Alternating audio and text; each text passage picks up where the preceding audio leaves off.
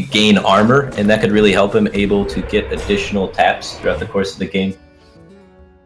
And here, Life Coach values the hero power, setting up for a Thunderbluff Valiant in the future.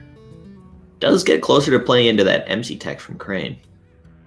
Yeah, it's got to be kind of careful. Try playing that MC tech, especially with the Jade Spirit in his hand that will have a battle cry that summons an additional minion. So even if there's just 2 minions on Life Coach's board, if he plays that, it's going to create an additional minion.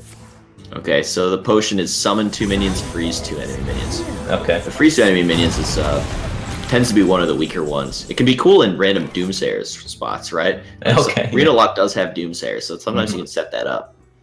The Frost Nova Doomsayer play. Yeah, right. In Warlock, that's pretty cute. Or Priest, someday. And Crane uses the freeze here just to try and stop Life Coach from being able to kill him with, some Thunderbluff Valiant sort of stuff. He just doesn't want to take that 3 damage that Thunderbluff Valiant threatens on this board, because every point of damage is so huge on Crane's life total. So he wants to develop a board that can... He's setting up Brand MC tech also. The Brand is kind of protected by freezing, and also he's encouraging his opponent to develop more minions into the board without trading anything off. Really setting up this Brand MC tech beautifully. The healing was able to give the Life Coach's 1-drop off the Maelstrom portal a lot of value there. Healing both heroes increased its attack all the way up to 5. Pretty good 1-drop. So here, Crane can make some attacks before he goes for the MC tech to get better odds of stealing something good, like Brand into the Taunt Totem. I'm not sure if the Drake makes any attack first. You could put it into the Searing Totem, but it seems like you want to just steal 2 things and then make an attack after you save it, right? Ooh, just so you can try and remove the highest power minion from play and try and not die. Yeah. Not dying. He's staring down 9 damage after the trade right now. He's gonna Soulfire too. He's taking the full defense here. He's discarding the value of Ragnaros, and typically speaking, that's not that big of a deal against Shaman. But when you're a Reno Lock and you can no longer safely tap, and now you're discarding a very powerful card. Oh, Flame Whip's a disaster. And Life Coach could draw AoE here off the Azure Drake. Think he goes for it? Does he have lethal? He's got 5, 6, He's 7, 1 8, off. 1 damage off lethal. Holy Yeah, wow. smokes. And Crane only has a Flame Imp in hand. He does have a Twitch chat lethal. If he hero powers Wrath of Air Totem, plays Azure Drake, and then just plays a 2-mana Jade Lightning from a little bit of cheating. That's lethal. How afraid is Life Coach of dying? He knows what Crane's hand is. He knows it is just a random demon, so... This turn's always Azure Drake to start. There's no way you're going Thunderbluff Valiant. So now, you have a 5 damage Jade Lightning. What do you do? That Totem Golem is a huge brick. If he hit an AoE card, Maelstrom Portal, Lightning Storm, that would have been awesome. Well, 2 Maelstrom Portals and 1 Storm have already been used, so he's running really thin on AoEs. And might even be all of it. It's a nail biter. Do you go for value? Do you try and stop the 6/6 and just starve the Reno Lock out of resources since it's difficult for him to tap? What if you smork him for value? Yeah, what if you just set him down to 2? Put him to 1. Oh yeah, put him to 1. You can't tap it at all, but you take so much damage from the board, and leaving up that 6/6 means Crane's going to get an additional demon at the end of the turn. Did a 3/3 not attack that turn? The 3/3 did not attack, yeah. Life Coach roped out, he missed the attack on the 3/3. Wow. That face damage could have been extremely important as well. And Crane tapping into a Farseer, that's going to heal for 6 with Brand. That's a big deal here. He's gonna stabilize. If he could trade off Brand this turn after the Farseer, he could also potentially even just play the Flame Imp. And he saw no AoE last turn. This game's it's looking good for Crane all of a sudden. And I believe that 6/6 on Crane's side draws at the end of each turn, if my memory is correct. So that's it's going to kind of run away with the game for him. Yeah, it's a value generator. It's a board objective that your opponent needs to answer. Or else you could just draw infinite Flame Imps. And be sad about all of them. So Crane's going to hold back the Flame Imp here. It looks like he might be trying to set up his own... So the Flame Imp costs him 1.5 taps worth of life. Just doesn't seem very good. Plays into top-decked AoE. I like holding off on the Flame Imp. Void Crusher's interesting. Always a fun card. These demons are pretty troll, to be honest. Yeah, for sure. It's 7 damage, 10 off lethal. Probably a Valiant turn. There is a lot at stake. The Valiant gets a lot of value here, that's for sure. Yeah, buffing up the Flame Tongue so it protects itself. Get to kill off that 6/1 before it makes any more terrible demons. Yeah, I'm not really impressed with the demon value. Demons are usually pretty bad, but man, I've got some synergy cards with him. Yeah. That'll buff up. The Imp Gang boss this turn so that it can value trade the Flame Tongue, right? Or the Thunderbluff Valiant. You can get rid of that. Nip that in the butt right now before it gets cooking. Okay. If you kill the Flame Tongue, your Farseer can trade into the Wrath of Air Totem without dying. Okay.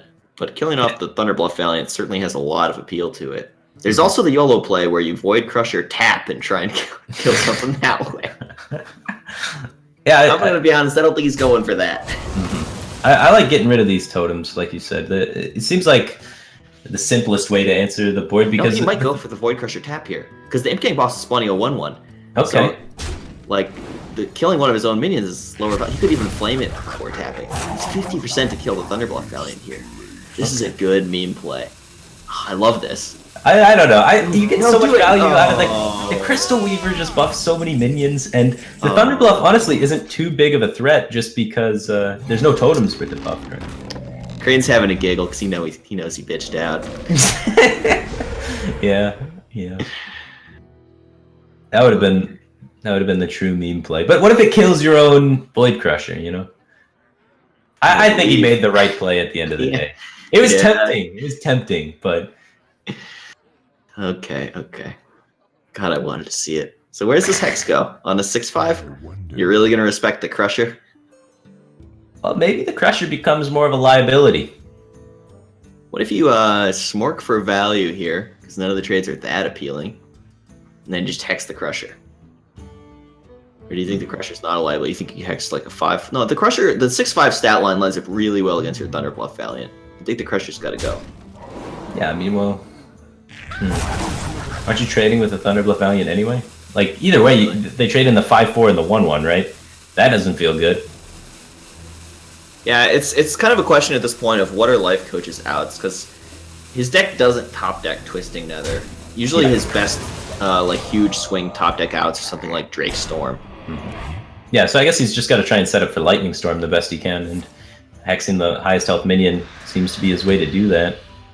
But, you know, if you leave the Crusher up, and Crane has no way to really... Well, you could trade it into the 5/4, actually, so he does have a way to get rid of it. But you could try and... Power Overwhelming is so good on that Frog. The Frog value, able to pick up nice trades.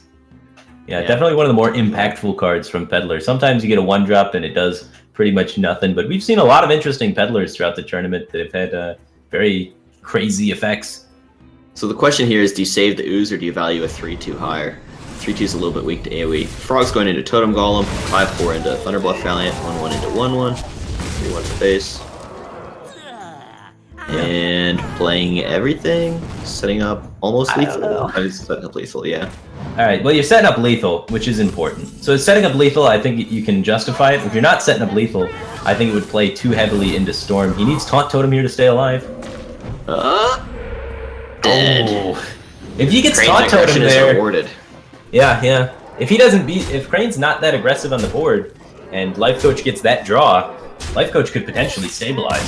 Because that's a huge amount of power that he gets to put in play because of how far ramped up the Jade cards are. So I think that was one of the justifications for Crane, you know, overextending into Lightning Storm there. You value, there's one Lightning Storm deck left in the deck at most because one's been used and 2 Maelstrom Portals have been used. But there's still a lot of Jade cards left in the deck. And you do not want to get yourself outvalued by just one big, powerful Jade drop. So Crane evaluated that situation and decided to play around to the thing that was most likely, which was Life Coach finding some big Jade minion. Yeah, that's one of the cool things about Hearthstone. Up until the very end, you still have to take risks, and like the safe play of playing around Lightning Storm is not always the right play. A lot of times it's right to be aggressive and just go for that win. That's one of the things that I think you've been particularly influential in the community about, is teaching people kind of starting years back, just, you know, look for that lethal setup and go for it. Oh yeah, always set up lethal. Yeah, that is the game. if you set up lethal, it's usually right. Not always right, but a lot of the times it forces action from your opponent, which is one of the most important things, because disrupting their game plan in a lot of mid-game states is oftentimes more influential and more impactful than executing your own game plan. So we've seen a lot of that today, not only in that game, but some of the earlier games, especially a lot of the Priest games. I just want to throw back to that is the Priest versus Jade Druid, I think, was one of the funnest games to watch, because we saw, Kibler forgoing a lot of the battle cries, forgoing a lot of the effects of his cards just to throw out the maximum amount of pressure against Frozen. And we saw Frozen had all of these great Jade plays that he wanted to develop, and he just had to kept constantly playing off curve. He had to kept constantly reacting to the board instead of executing his own game plan. And that's really powerful, especially the way Hearthstone's shaped up in this latest expansion, where if you can force your opponent to be unable to play any of their Jade cards until turn 10, then on turn 10, when they finally start playing them, they're crap. They don't do anything. They summon a 1/1. So it's super important to be able to throw your opponent off their long-term game plan. And, good players are going to be doing that. And we can see that happening here over and over again. Yeah, one of the ways that it happens a lot is on turn 6. On turn 6, there's a lot of key plays that are slow and not defensive. So if you can set up lethal, you can prevent them from playing a turn 6 Emperor, a turn 6 Sylvanas, maybe a turn 6 Justicar, Trueheart in Control Warrior, these kinds of things. It just happens all the time. If you can be aggressive enough, stop that power play, throw off your opponent's game plan. It's kind of the opposite against Reno Lock, where turn 6 you're thinking about, well, what if he plays Reno this turn? So I'll probably hold back the weapon here to play around it a little bit, that kind of thing. Yeah, everything's case by case, right? There's no definite rule that you just always do this sort of thing. It's always a different situation, but it's always something you want to be thinking about. It's you got to put your opponent in check, kind of, to force them to have to do weird things.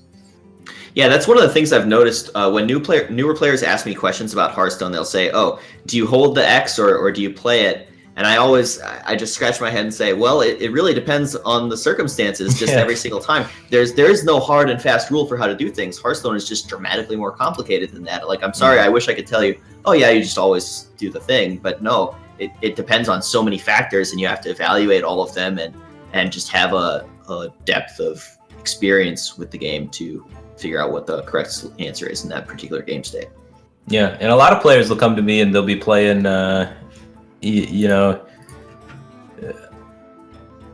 So, what's the game score? Do you know? The game score, we've only finished the first game of this series. Okay. Crane is probably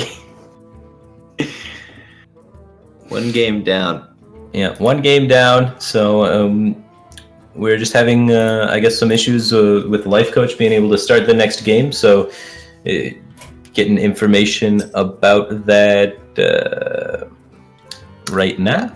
I'm sure we'll be getting into the game before too long. Maybe we could bring up the brackets and just kind of review what's been going on today.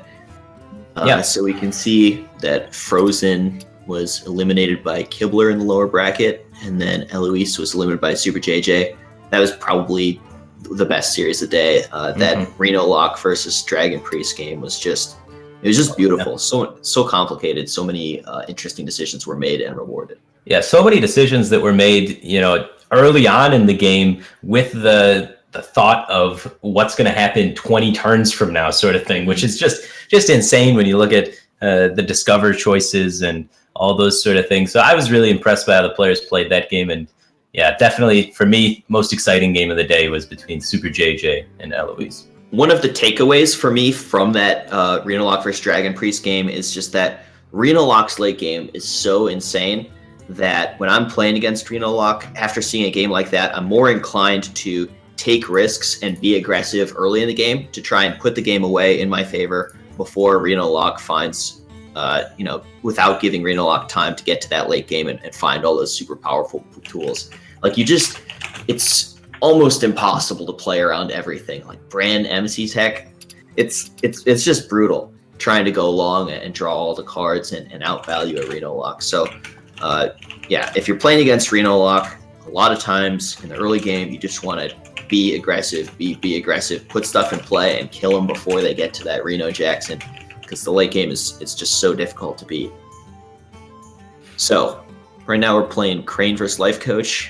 Up next will be VLPS versus Purple, and then the final match of the day will be the winner of Crane versus Life Coach against the winner of VLPS versus Purple.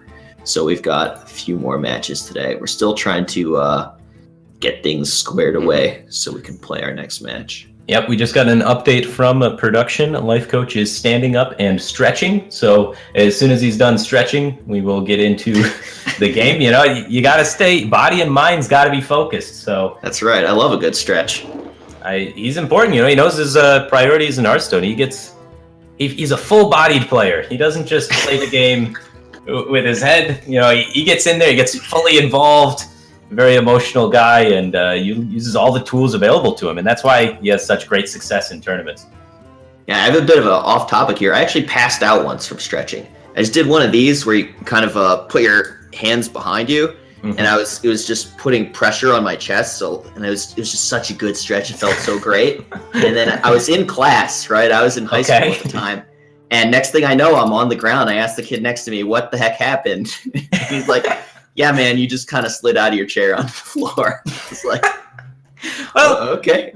I mean, hopefully Life Coach's stretch is good, but not that good. Not that good, yeah. Let's not have him pass out here before the stream, so. But yeah, that's Life Coach going into game 2. Mm-hmm. That is one of the things that I've like heard, you know, you talk with sports people and whatnot, and they're always like, one of the best ways to, you know, improve your mental processes and make sure that your reaction speed and thinking is really good is working out. And if you look at like we were at the Red Bull Team Brawl earlier, and they have like a full gym for their athletes and all that stuff, and all of the esports people that they sponsor get full access to the gym with like personal trainers and stuff like that. So you can go in there, and they say they have esports guys in there all the time, especially from League of Legends. They come in there, get their reflexes tuned up, and just work out. So, I mean, it is really important. Stay healthy, get that exercise. If you want to reach legend, exercise is important. I know for me personally, like after a long day of ladder, like I'm mentally exhausted, but physically not so. Oh, all right. Yeah, we don't need to talk about any of this garbage any longer. We're going to talk about Hearthstone. Crane up 1-0 against Life Coach. He's got that turn 1 Tunnel Trog against a Dragon Priest. How strong do you think it is? It doesn't line up that great against their turn 1s, but if you could follow it up with a Flame Tongue Totem, that changes everything, right? Mm-hmm. Because turn 1 for Priest would be Northshire Cleric or Twilight Whelp, 1-3 and 2-3, and either way it gets wrecked by turn 1 Tunnel Trog into turn 2 Flame Tongue Totem. Yeah. But at the same time, if you don't have the Flame Tongue Totem, then it gets wrecked by Northshire Cleric, because Northshire Cleric just farms draws off of it. Right, and it also gets a little bit hurt by the Twilight Whelp because it's just 2 damage to 1, although that's much less significant. Hex for Crane, that'll be good eventually.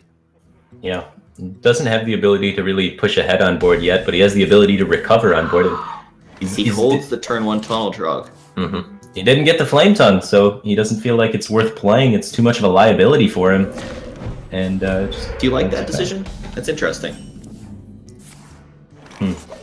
It's hard to tell. Yeah. It would have lined up very well for him if Life Coach had a Northshire Cleric, right? He would have been super rewarded from it, but now he's not rewarded nor punished, is he? Because, well, actually, now this 3-4 kind of rewarded for holding the Tunnel Trog, because the Town Priest into Tunnel Trog hurts. Yeah, but does it hurt as much as the Town Priest into the Totem? Now you're going to lose your spell power. If you would have had the Tunnel Trog out there, you would have maybe kept the spell power because the Tunnel Trog would go first. Yeah, it kind of looks like it hurts either way for Crane in this scenario. Had he played the Tunnel Trog on 1, he would have had potential upside of just top decking the Flame Tongue Totem, or things just not going badly. So 4 mana here, he could Tunnel Trog Feral Spirit. Sadly, he doesn't have any great way to exploit the Bran. Does it interact with Jade Lightning? No, not a battle cry. It's a deal 4, summon a 1/1. But the weapon is a battle cry, right? The weapon is a battle cry.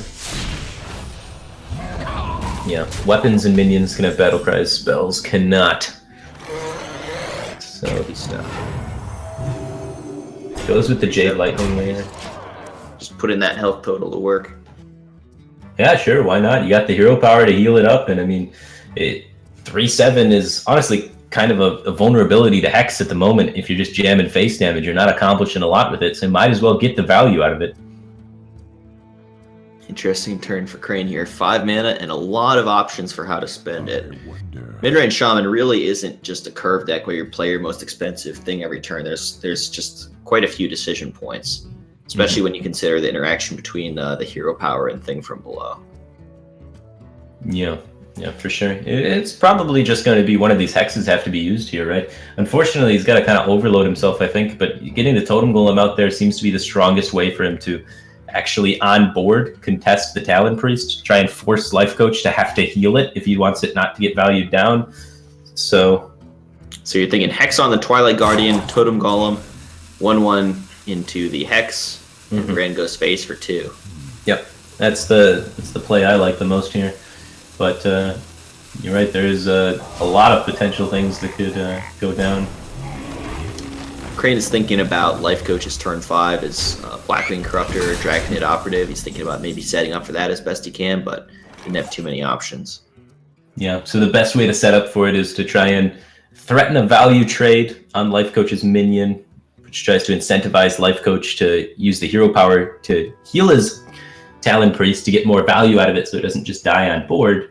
But if he does that, then he can't develop one of those powerful 5-drops, and is forced to play off curve. So I want to say Life Coach's foresight last turn is rewarded here. His Talon Priest can now kill Brand because he had the foresight to make that preemptive trade last turn. A lot of times people autopilot just never make a trade between minions if you're not actually killing the minion, right? But in this case, it was a little bit different because there's just so much health on the Talon Priest. You wanted to start, putting it to work for him. So 5 mana for Crane. Got to figure out what to do. Azure Drake's the on-curve play. Doesn't deal with the board very effectively. Azure Drake can get better later in the game if combined with some kind of AoE card. If he uses his second Hex, then Life Coach knows that all of the hexes are out of the way, and Life Coach is freed up to play bigger minions such as Draconid Crusher. So there's quite some cost to using this Hex, but I guess in Crane's estimation, it's just too difficult to get through the Twilight Guardian without using the Hex. Yeah, he just wants to get the board control so all of his totems can get a lot more value. Like when you have board, Mana Tide Totem, Flame Tongue Totem, things like that are a lot more valuable than when you don't have board. So it looks like a bit of a display bug. If you draw a card and immediately play it, sometimes just pops up huge on the board like that. So I guess Wrathion is in play, and Life Coach drew some number of cards from it. Sweet. Who knows how many cards? It looked like he only drew 1 card from it. We're not really sure what the card is. It looks like we're going to probably have to leave spectate mode and then come back in spectate mode to get that sorted out. Or potentially it just works if Wrathion dies. Okay. I think the Jinyu Water Speaker may have been played here, healing up the Totem Golem. Yep, we're going to apologize for the technical difficulty. Spectator mode, it's still a little bit awkward. Ideally, we'd have a setup where we would switch to the, stream B that's also streaming it, but we don't have that quite set up yet. So I need the 4-client spectator to make sure that this never happens, right? Dragonfire picked up for Life Coach. Again, trolled by that Azure Drake. Just never full clears. It always gets Priest, and it always makes me laugh. When I just see, Dragon Priest gets wrecked by Dragon. Like, yeah. The same Dragon from all the way in the beginning. 2013, Priest was getting stopped by Azure Drake, and now it's 2016, and almost 2017, and Priest is still getting wrecked by Azure Drake. But Draconid Operative, what a pickup. One of the best dragons in the game, if not the best dragon Probably in the just game. The best dragon in the game. Card is absolutely insane, and that's a Lightning Storm against Shaman. Yeah, he's got an Azure Drake to go with it, and he's going into turn 8. All of that sounds pretty good.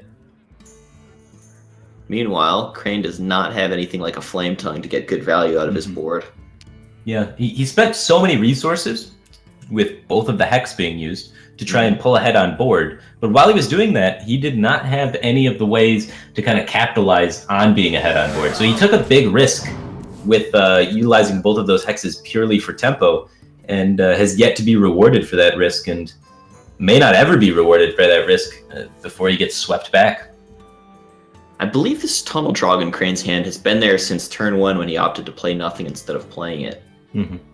Which was an interesting decision at the time. To go back and sort of be results-oriented about it, it looks like he was not rewarded for his decision to hold it. No. Yeah, well, Life Coach just happened not to have any of the one-drop answers, you know? Right. I mean, there's 4 potential cards he could have had in his opening hand to punish it, since Crane didn't have any activations for it.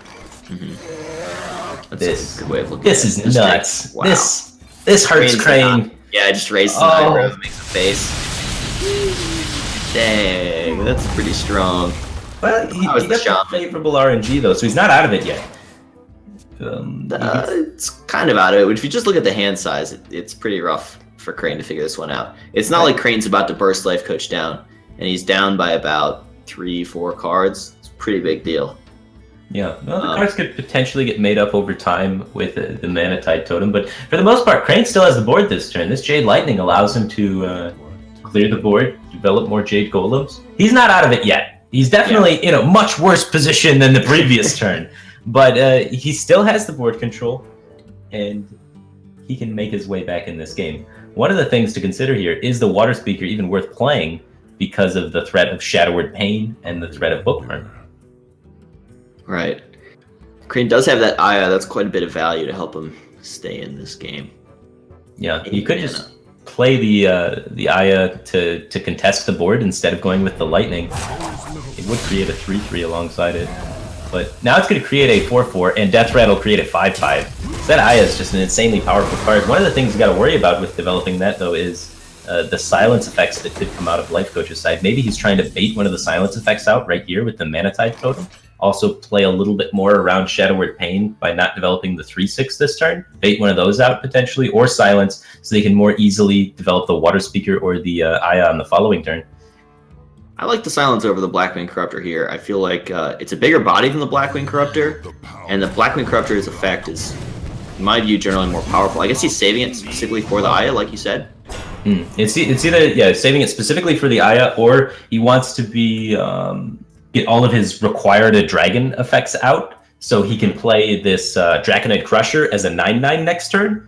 Oh, that's a cool point, because he knows both hexes are gone. Exactly. So this 9/9 has way more value than it typically would against Shaman, just because the hexes have been used. So I think that's factored into just getting the dragon effects out of his hand, because he's about to play the last dragon.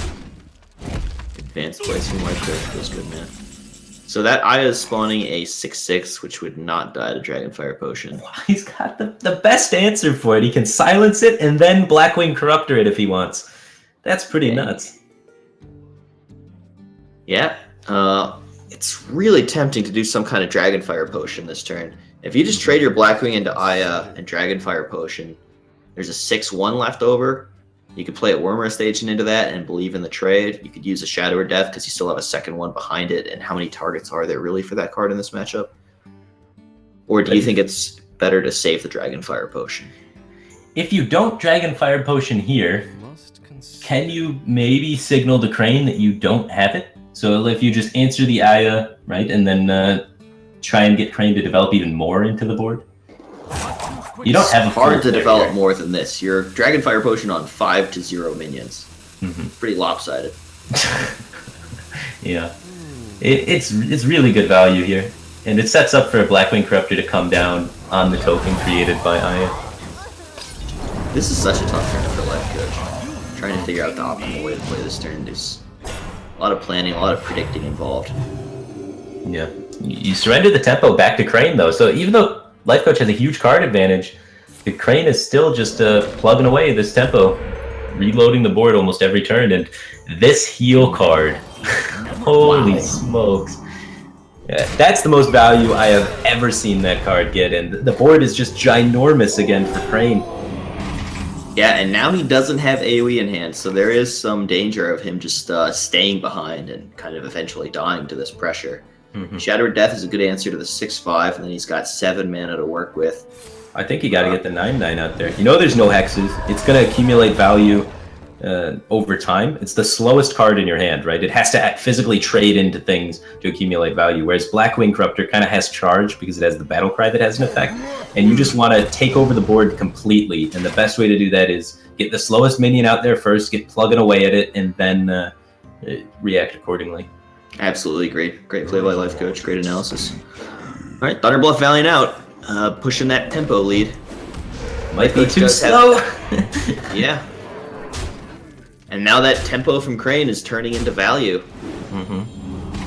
And Life Coach, having used Dragonfire Potion. Oh my god, the other Dragonfire Potion! Whew. That's, well, it doesn't quite full clear. There's going to be a 3-1 Jinyu Water Speaker up after Draconid Crusher trades into Thunderbluff Valiant. That's so crazy. And Life Coach has enough life against Shaman here that he's probably just going to heal the Crusher up. Oh, he's thinking about Smorking. Oh yeah, get him. Oh, I love it. There's no hexes left. Crane's got to deal with this or he's for a taunt. Dead. And a black, like even if Feral Spirits comes out, he can silence one and Blackwing Corrupt together. Yeah. There is a lot. So like rolling Taunt Totem is not enough. Taunt Totem plus Thunderbluff Valiant is also not enough. Wow. He's got Taunt Totem and he's got the taunt. He needs to find Goldshire Footman. Ah, he's never gonna play around it, is he? He's going for it. The Goldshire. This was He's not ready sequencing for wise. It was a little bit suboptimal. No, it didn't matter, did it? No, like he could have Maelstrom portaled before hero powering. Sure. He misses the potential 1 damage from Wrath of the Air Totem. I like his sequence. I think Crane did it right. Wow. The aggression from Life Coach. Sometimes Dragon Priest can punch. Yeah, man. Heck, a big Life Coach punch. sees the lines. Yeah. That was a sick lethal setup there by Life Coach. Able to close out this game. Dragon Priest on the board. That's going to even the series up 1-1 in Crane versus Life Coach. That was a really cool finish to that game. I enjoyed that a lot. It looked like Crane was just about to completely run away with it, but then Life Coach top decks the Dragonfire Potion, and not only does he get the huge board almost clear, but also he just immediately recognizes an opportunity to switch from defense to offense and just put the game away. Gives opponent no time to draw out of it. So let's say Life Coach were to trade there into one of the 3-1s, which seemed really appealing with his 9-9. Crane gets the taunts out the next turn. Life Coach doesn't have lethal. He's only got 1 minion to try and trade into the 5 minions Crane developed. Crane could very easily have repopulated the board. Life Coach has no more AoE left in his deck, and Life Coach could have lost that game. So you look at the way things panned out there, like that decision by Life Coach at the end to go face was really crucial. Crane could have came back if not for that face attack. Yeah, that was really cool. And Crane's hand is kind of perfect. Turn 1 Living Roots, turn 2 Coin Jade Blossom, turn 3 Jade Spirit. Oh, even better now. Jade Idol. Just start a... Yeah, just better. Just better. Who needs Living Roots? Just begin the Jade train. Why would you want 2 1/1s when you can have 1 1/1? Ooh. Now he's even So got now he could innervate Blossom instead. Does that make sense? Probably not. Nah. He's going to innervate out the Aya instead of playing Jade Spirit on 4 mana. When you draw all of the Jade cards in any Jade deck, it is disgusting. So yeah, Coin Jade. Will change anything? No. You just want to innervate the Aya. Yeah, this is too strong. It's a 5/3 that summons a 3/3 that Death Rattle summons a 4/4. And then after that, you summon a 5/5 from your 4-drop. Like, this is just broken. That is one of the worst tri-class discoveries I've ever seen. Lightwell, Summoning Portal, Mirror Entity. Oh, yuck. Especially in Reno Lock. Particularly bad against these Battle Cry minions. And Lightwell and Summoning Portal are just 2 like classically troll cards. Yeah, and sometimes those cards can work in something like Shaman, where you have buffs for the 0 attack and you have board control. But Reno Lock's most comfortable coming back on the board from behind. And Summoning Portal and Lightwell both only work when you have board control, so they just don't fit into the entire philosophy of the deck. Yeah, so maybe Mirror Entity is the least useless of these 3 cards. I would have to agree, yeah. Or Lightwell could potentially get you heal if you're ahead. No. It's between Lightwell and Mirror Entity, right? There's no way you Summoning Portal. Okay. Maybe there's some crazy Summoning Portal Leroy Faceless thing. I don't know. I mean, like, oh my God. He's going for it. The Summoning Portal combos. He's got the 2 chargers in hand. If the Emperor discounts all 3, what happens? So you get a 4 mana, a 5 mana, and a 3 mana. And the 3 mana discounts him by 2 to make way for another mana in there. So you could go Leroy, the charge, or you go Summoning Portal, Leroy, the Charger guy, Faceless Power Overwhelming with a couple discounts. He's got the Emperor. There, it's coming together. There's a 30 damage combo brewing. Yeah. Interesting. Something crazy is gonna happen, but he might just go dead. The crazy thing is how big Crane's Jade statues are. Yeah, that's the crazy something. Ooh, that was Crane's turn 4 because he ramped up this game and he played a 2/3 that summoned a 5/5 on turn 4. That is a 4-mana 7/8. Yeah, but better because it doesn't just die to one removal spell or a sap. Yeah, and it doesn't overload you. It's better than 4-mana 7/7. In many ways, just disgustingly powerful. So, yeah, Jade deck just going berserk here with the nut draw. But do you ever Kazakus for a 1 here and play it? You can get what is the deal damage 1/1? It's pretty low, right? Like you could get the single target and the AoE, so you can create a deal 4 damage for 1 mana and then 2 damage AoE is not great. There's not really. I'm wondering, do you ever just Leroy into that 5/5? It takes 3 attack off the board, makes the board a little bit more possible to AoE. Sets up for like an empty tech or something. I think maybe you Kazakus for a 5-mana spell and try and launch it next turn. He's going for the 1-mana 1 right now. He wants to answer the board. Alright, if he took 2 damage to all and 3 damage to 1 minion, it's like powerful, but okay. He's got the 3 damage, and he's gonna summon friendly minion that died this game, try and get something powerful off of this, but he hadn't really played much up until this point. He's basically just played that 2/2, right? Yeah, I think so. So, Crane could Wild Growth with the Jade card this turn. It would set up to Gadget Wrath next turn. What about... Well, I like just honestly the full tempo play here. I think you just maybe just play the Jade guy, Wrath for 3, and keep trucking. There's also the argument maybe you can try and stabilize your gadgets in on board. You've seen how weak LifeCoach's play was to react to your current aggression. The only scary part is the Fellfire Potion at that point, but then if he Fellfire Potions, you just drop the Jade dude and he's pretty dead. Part of my thinking here is card draw is extremely strong for Crane because his Jade stuff is so ramped up that if he draws into more Jade stuff, it's like incredibly valuable. Yeah. And so that's kind of the argument for going with Wild Growth and setting up for a Gadget Wrath, drawing a bunch of cards. I like it. And he's like, honestly, AoE doesn't even hurt you at this point because you got the 6/6 there, which helps you play around it quite nicely. And this kind of goes back to what we were talking about earlier about setting up lethal to throw off your opponent's game plan. Crane did not quite set up lethal here, right? So if Sylvanas were played, it's only 17 damage. So it's close enough. It's not always close enough. LifeCoach could consider himself to be desperate enough to like go for Sylvanas. If he had Reno in hand, no, I probably wouldn't go for that, huh? I mean, there's so many things from the Druid Arsenal that kill you. These decks play Moonfire to cycle with gadgets, and even then, you know, you look at the board, there's 10, 15, 16, 17, 18 with the hero power. Moonfire kills you, so there's 2 copies of that, 2 copies of Roots, there's 2 copies of Swipe still, there's oftentimes at least 1 copy of Feral Rage. You're already looking at 7 cards from Crane's deck killing you. Okay. A lot of the times I've seen these Jade Druids not playing Moonfire. Okay. So I think it's mostly Swipe and some Feral Rage. Taking out Moonfire for this environment makes a lot of sense because we banned patches, and a lot of times the Moonfire was included to help you against the Pirate matchups and the aggro matchups. Big balls. LifeCoach going for the Sylvanas. Hope he has no damage. Hope I top deck Reno game plan. And it could work. Just might get the job done. So the Behemoth here is kind of nice from Crane's side to help him play around the Shadow Flame on the Sylvanas. Because he could just cycle Wrath looking for lethal right now and just close it out before a potential Reno. Looks like he found it. He's going all face. There it is.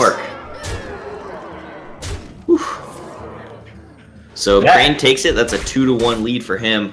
Crane just needs a win with his Shaman. LifeCoach needs to win with his Shaman and his Reno Lock.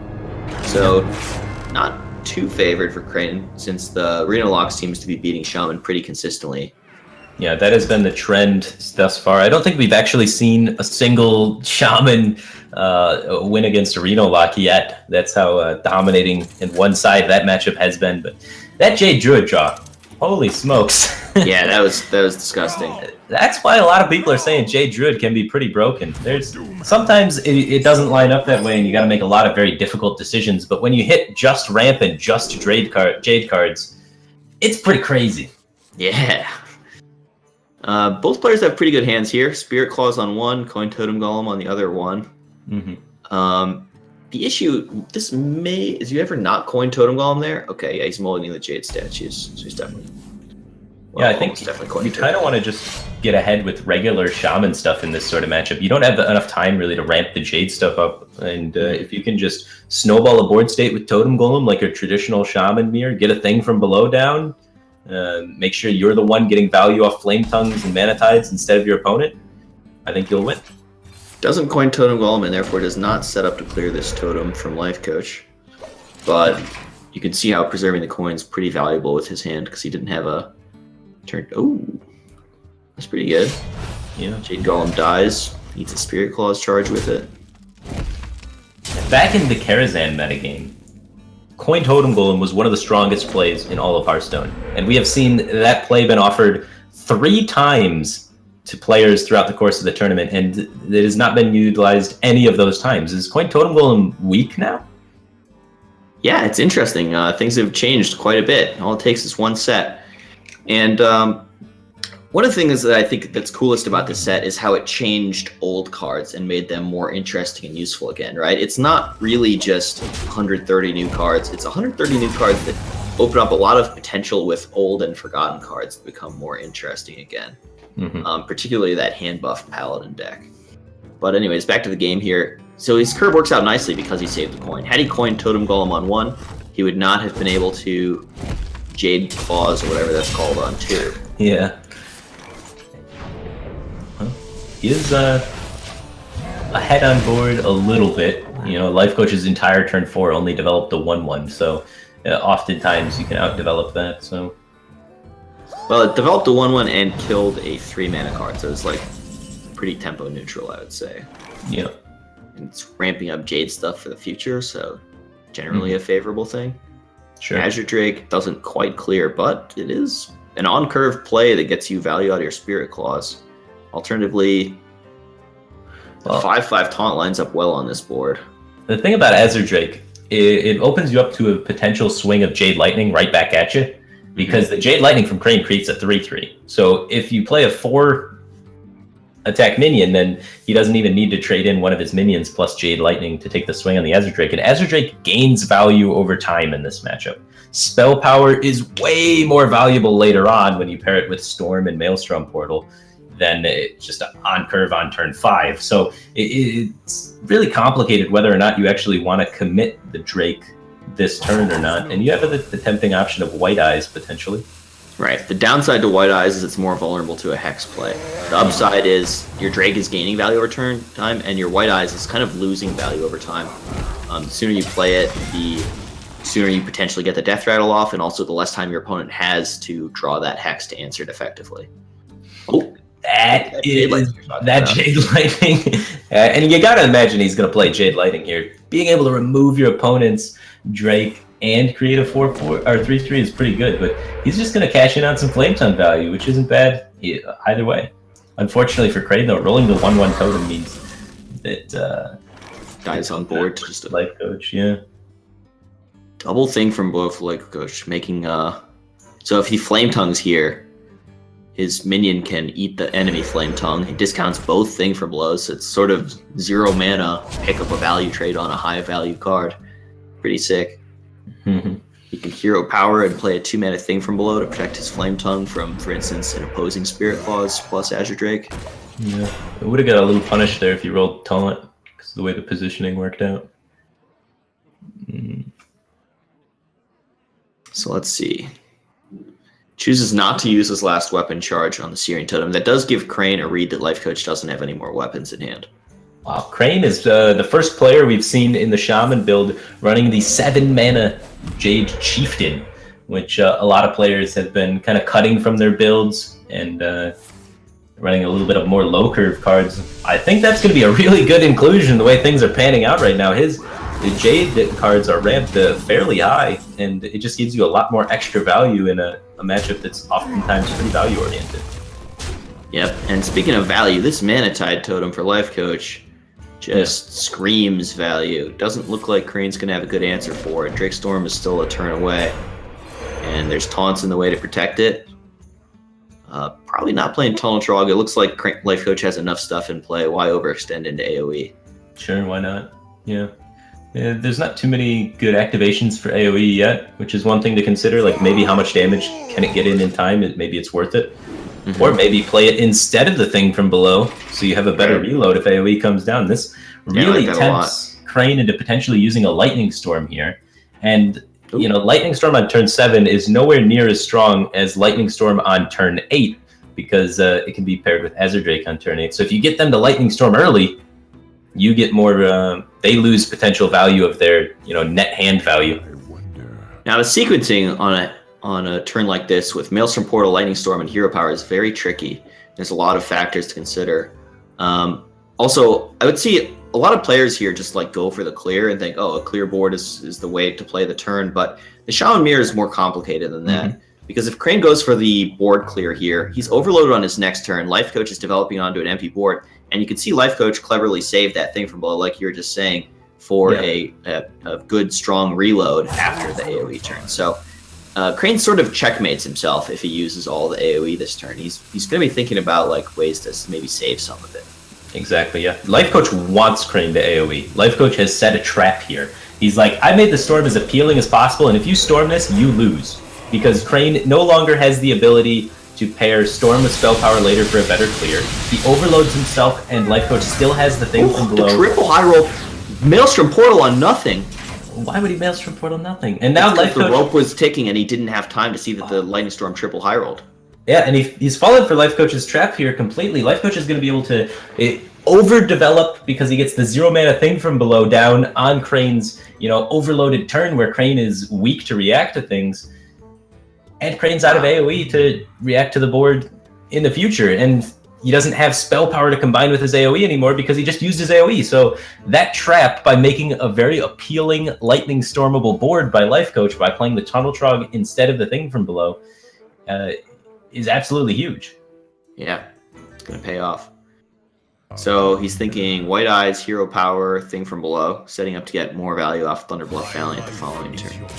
Yeah. And Crane's just dead. That's the turn where, if you look back at this this game, this Shaman Mirror, that is where he lost. Yeah, he lost. Yeah, and it's such a huge swing. And you see he's making faces. He knows that this is not good for him. He knows he just got baited. He saw Life Coach had the thing from below the whole time and just got him. Yeah, and he doesn't have a Hex for that White Eyes, so it's not good either. He still has the Jade thing cooking for him, though. His tech choices in the deck building going into this might be the saving grace here. He has that the Jade's already up to 4/4. Look at that Lightning Storm, though. Yeah. You could get more value still, even with Thalanos already in hand. You know, you can clear here with just a Hero Power, like Thunderbluff Hero Power. Kind of trade some totems off, save Lightning Storm for maybe the Chieftain coming down, or even more value. Like, that's the most important thing in the matchup, right? Any sort of Shaman Mirror, the most influential thing is when you use Lightning Storm. So you want them to use it without spell power because that's when it gets the least amount of value. And you want to try and save yours for when you can combine it, obviously, with spell power to wipe out a huge board. And this board's kind of okay, but you also have the onboard trades that are pretty good. And with your opponent already using Lightning Storm and Maelstrom Portal, that means, like, even if your minions take a bit of chip damage taking value trades, oftentimes your opponent's not going to have an answer. Yeah, a huge part of the skill in the Shaman Mirror is knowing when and how to use your AoE. And a good indicator of when to use your AoE is when a card like Thing from Below or Feral Spirits hits play.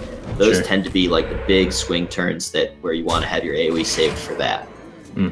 Life Coach, though, he chooses to just launch the AoE right now, and I think one of the reasons why he's launching the AoE here is because he's trying to kill Crane. He's trying to set up lethal. You see him mousing over his cards here, counting up some damage here. He's got Thunderbluff Hero Power for the next turn to push an additional 4 on the board, so that's 5, 6, 11 on the board. Then he's got the Claws for another 3 for 14, and then Spell Power Jade Lightning kind of just closes the game out after that. Yeah, it is a Twitch chat lethal with infinite mana kind of scenario. Yeah, he's just trying to like 2-turn him because although the 2-turn lethals are unreliable against Shaman, since Shaman now does have healing in Jinyu Water Speaker. They used to be much more effective before this set came out.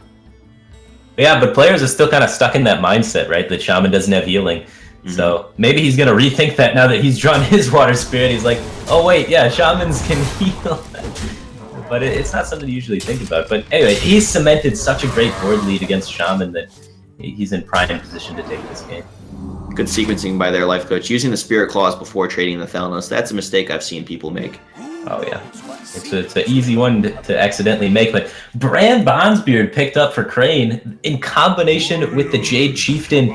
That's going to get a 5/5 taunt and a 6/6 taunt.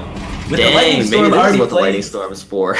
Yeah, that's what I was trying to say. Like, you know, there was good onboard trades there. I don't think he needed to fire the Lightning Storm on that turn. I think both players in this match preemptively fired the Lightning Storm and were a little bit over-aggressive.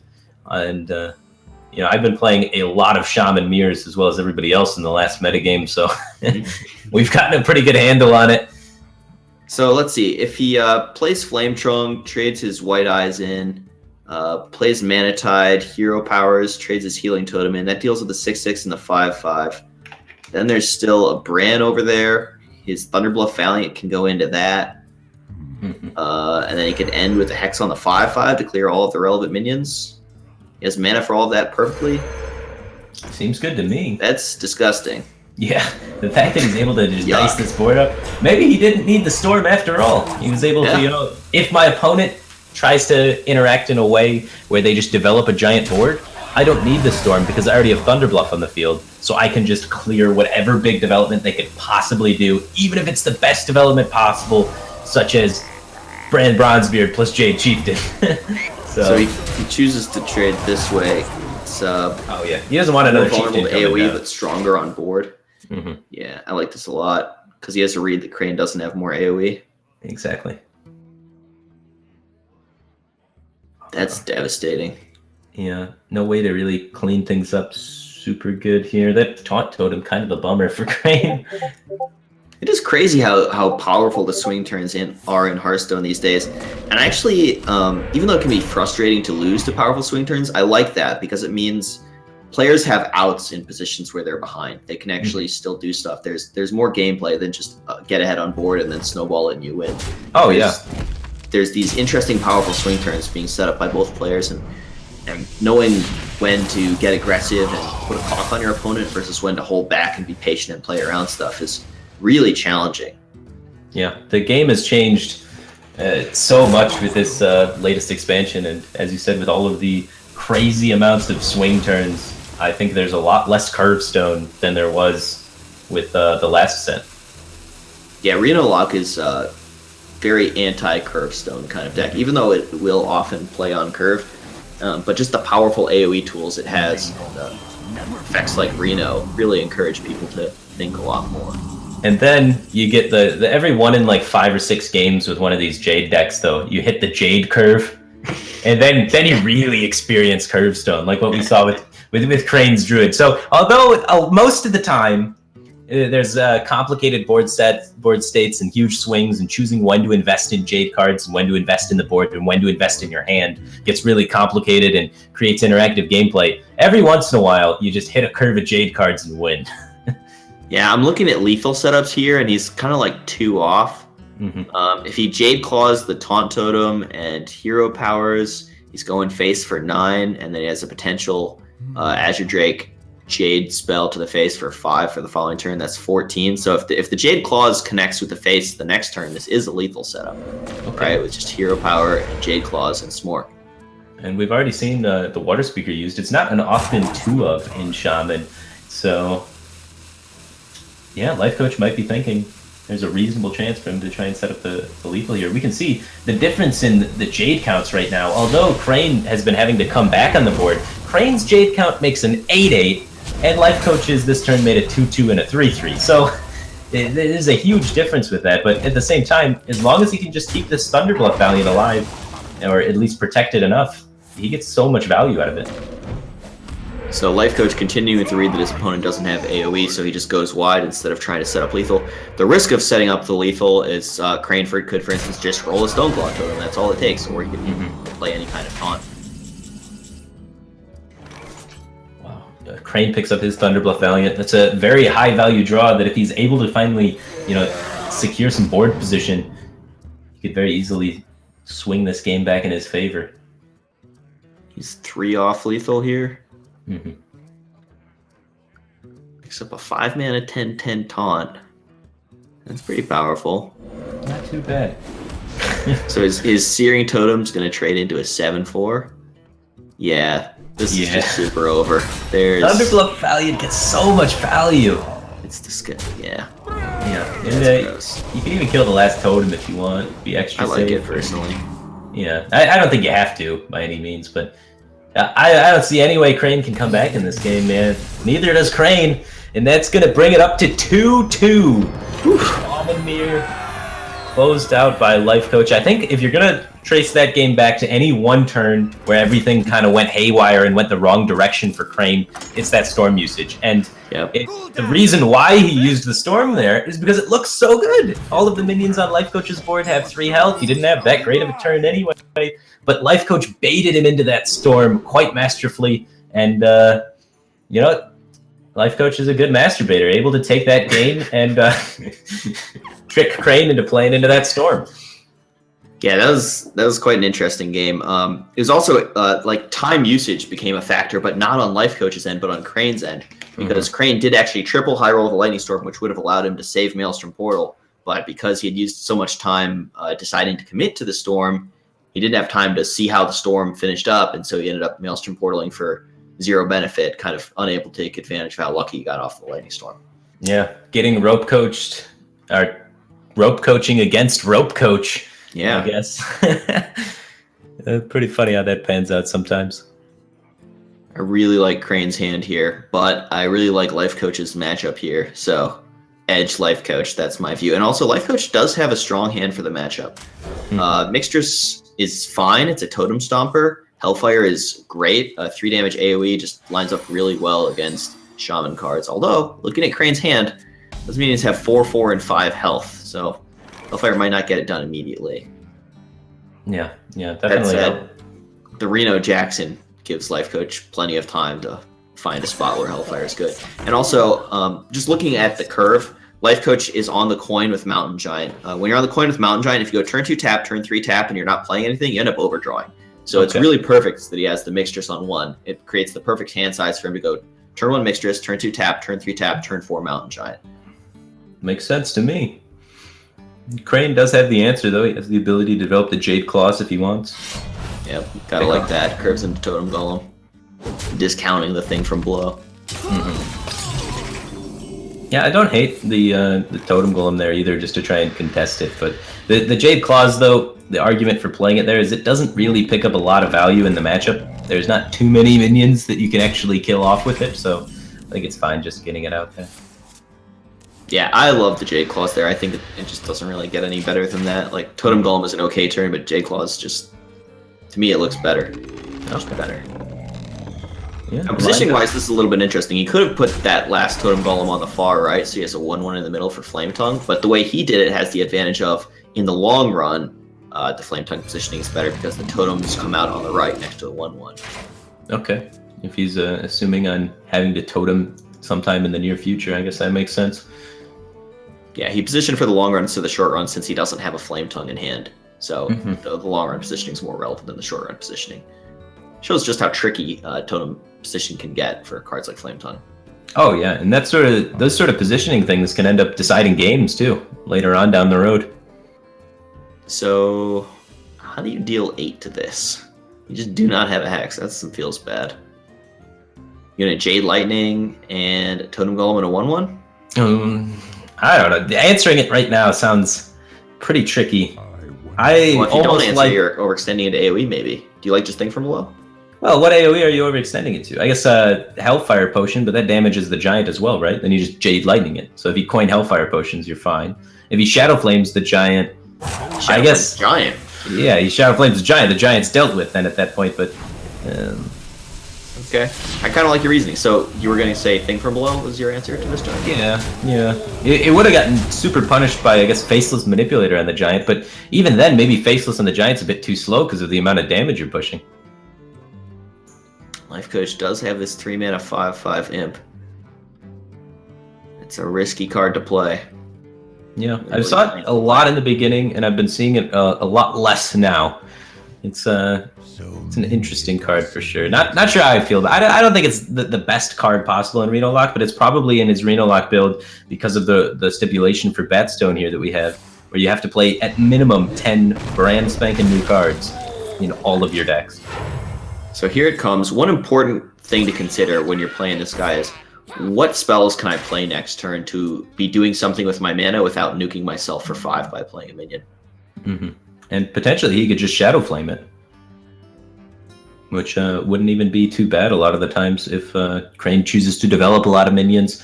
But other than that, he doesn't have too many great spells that he can play, but he does have Reno Jackson in hand. So if he's taking a lot of damage from the end, it's not that big of a deal because he has the ability to heal back most of that health. And it looks like Crane's just going to go ahead and answer it right away.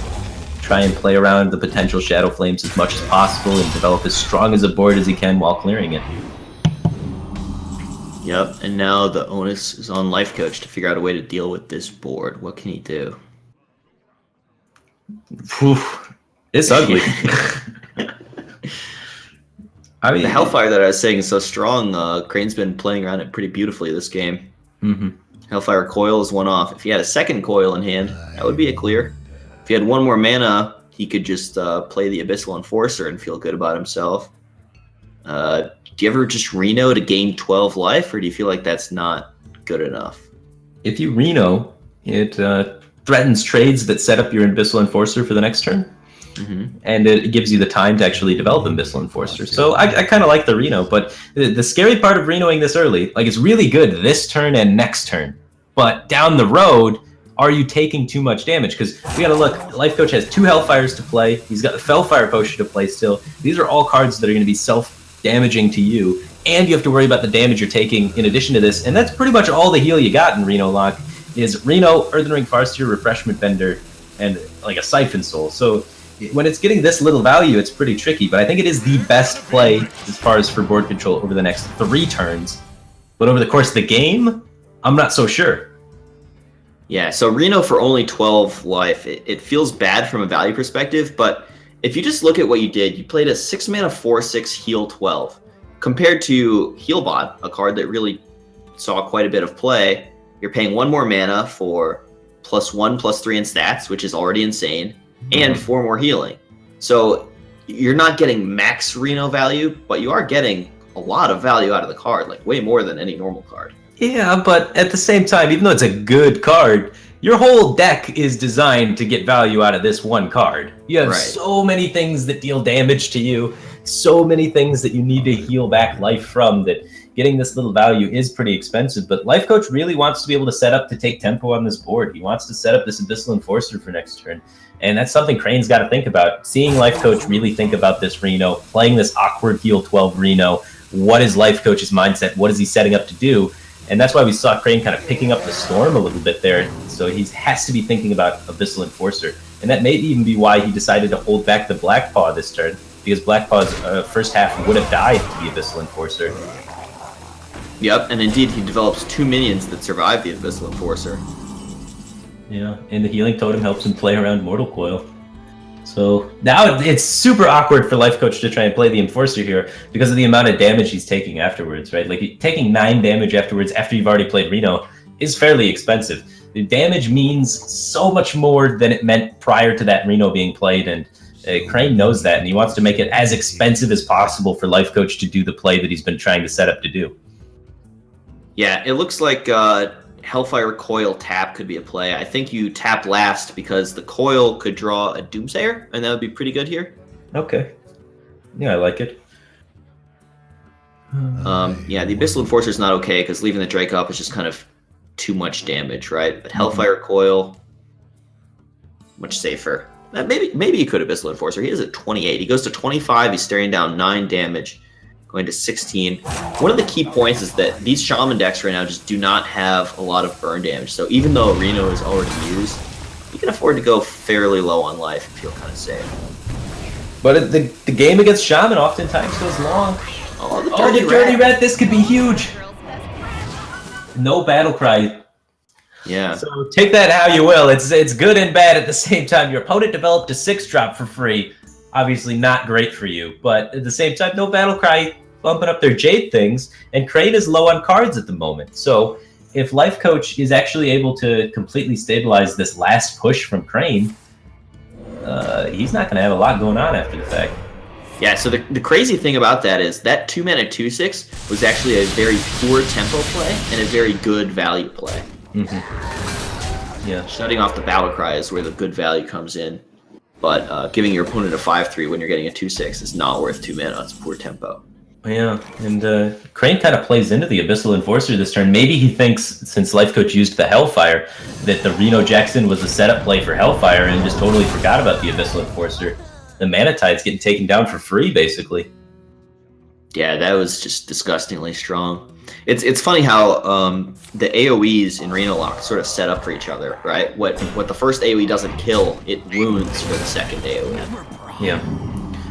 He still has tempo, but one card left in the hand for Crane means he's very much so out of gas. And if you look at this hand from Life Coach, this is where cards like Sylvanas are going to start picking up a lot of value. He's got so many high value cards left in his hand to defend with. Yeah, and it does look like Reno Lock's just going to win another game against Midrange Shaman. Midrange Shaman seemingly just doesn't have the tools to get it done very often. It's pretty crazy. One expansion back, you look at Karazhan, Midrange Shaman destroyed some Reno Lock. They had the Thunderbluff Valiants. They just had, occasionally they played Ragnaros and Bloodlust, stuff like that. It was also just obviously helped the matchup in particular, but the main important thing is Reno Lock didn't have nearly as much AoE, and without the support of all the AoE, Reno Lock just got ran over by the giant wall of totems. Yeah, so just Reno Lock picking up a bunch of AoE helps it out in the matchup. Kazakis is a big gain in the matchup. But also, Mid Shaman started teching worse for this matchup. They're playing Jinyu Water Speaker, which is great against aggro and not as useful against Reno Lock. And they've been cutting cards like Bloodlust and Ragnaros, which are really key to killing off the Reno Lock. Need that burst damage. The interesting thing is maybe we see, on ladder, if Reno Lock starts getting popular, maybe Shaman just starts teching back in Ragnaros and Bloodlust, and suddenly this matchup, going from 0% win rate for the Shaman during the course of BatStone, magically turns into a favored matchup again for Shaman. So maybe it is just tech decisions from the players. So Sylvanas Shadow Flame here steals a 3/1 Jinyu Water Speaker and clears the rest of the board. Yeah. Hog Rider's Shadow Flame, right? That's a 6/6. That just clears the whole board too. You can save your Sylvanas as a threat for later. Sure. Both plays pretty strong. Yeah, like the 3/1 isn't, I don't think, too valuable. I think the threat of Sylvanas in your hand is a little bit stronger, but you could value the 3/1 body just because you are starting to finally run low on AoEs. And if Crane hits like Azure Drake into another big minion, having that extra 3/1 there to help contest things could be useful. So there is merits to the play because he's so far ahead, right? That why not take a free 3/1? So I kind of like your play. I think both plays win roughly 100% of the time. Well, which one wins more 100%? I feel like 100 is 100. You know what I mean? I don't think Crane's ever coming back. I think he can stack his deck and he's going to lose this game. Well, this is the play that Life Coach goes with to try and win even more. So he gets this extra 3/1 since he has no AoEs in his hand, hoping that, even if Crane top decks Azure Drake into a solid minion to play, he can just guarantee that he can keep the board on lock without letting Crane go super wide. And I like it. Sylvanas, you don't need to save it when your opponent's got 0 cards in hand. You can just take whatever little value gain you can get out of it. Yeah, and Sylvanas is not really at its best against Shaman. And by that I mean it's really at its worst against Shaman, partly because of that Shaman hero power. There's just so many low value things it can end up stealing, and also Shaman has Hex to deal with it if you just put it out on board. So getting value out of Sylvanas when you can against Shaman is often a good idea. You don't want to it's not like it is against a Druid or a Dragon Warrior where you can really steal something big. So Life Coach, again, looking for the winningest play. Argus, yeah, taunt up. Because getting Smorched down is one of the ways he could possibly lose this game, right? Trade the 4-1. Yeah, trade the 4-2 down to a 4-1. This way he's less vulnerable to a Lightning Storm. That's one of the ways he could lose.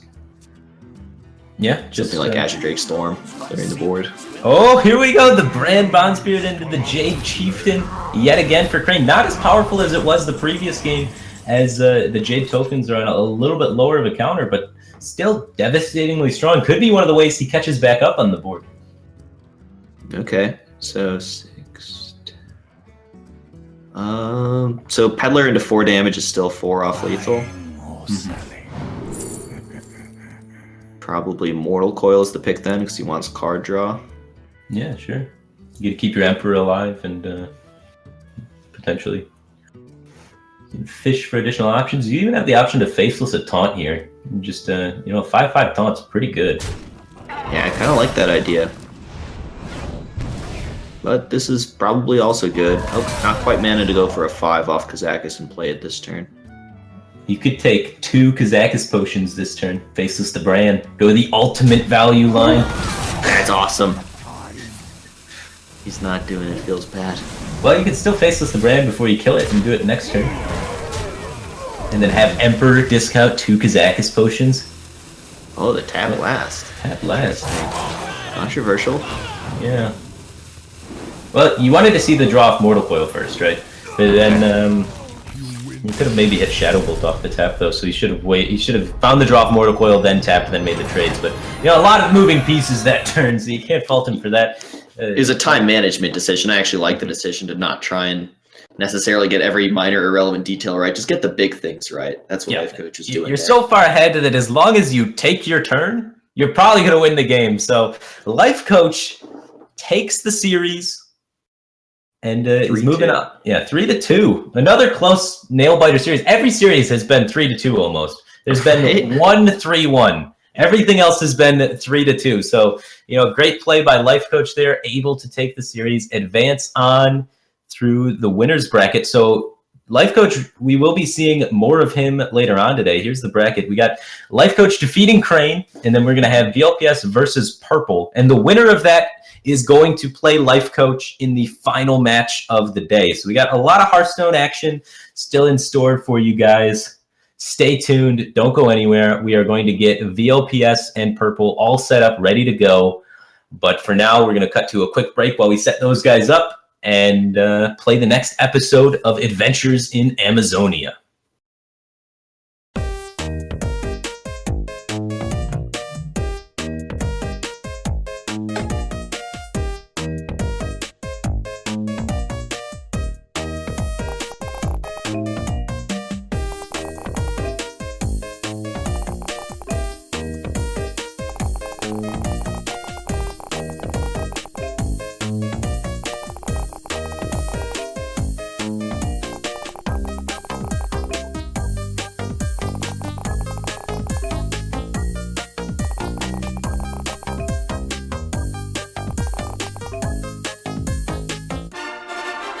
We're gonna be rich.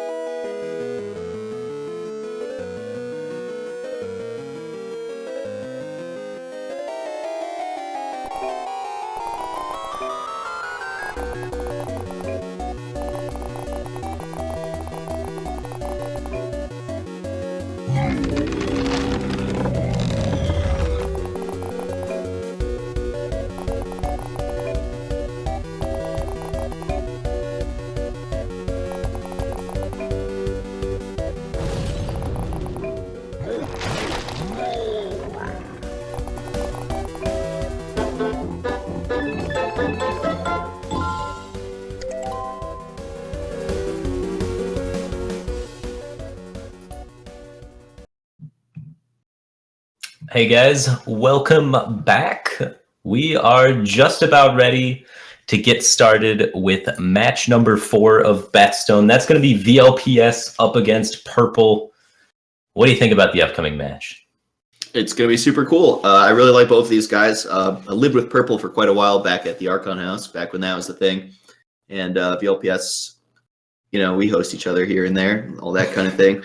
We're Control Warrior bros. Unfortunately, it's not working out right now in this metagame for Control Warrior. But I have seen people make some attempts on ladder to figure out, not exactly Control Warrior, but more defensive warriors function, like Patron.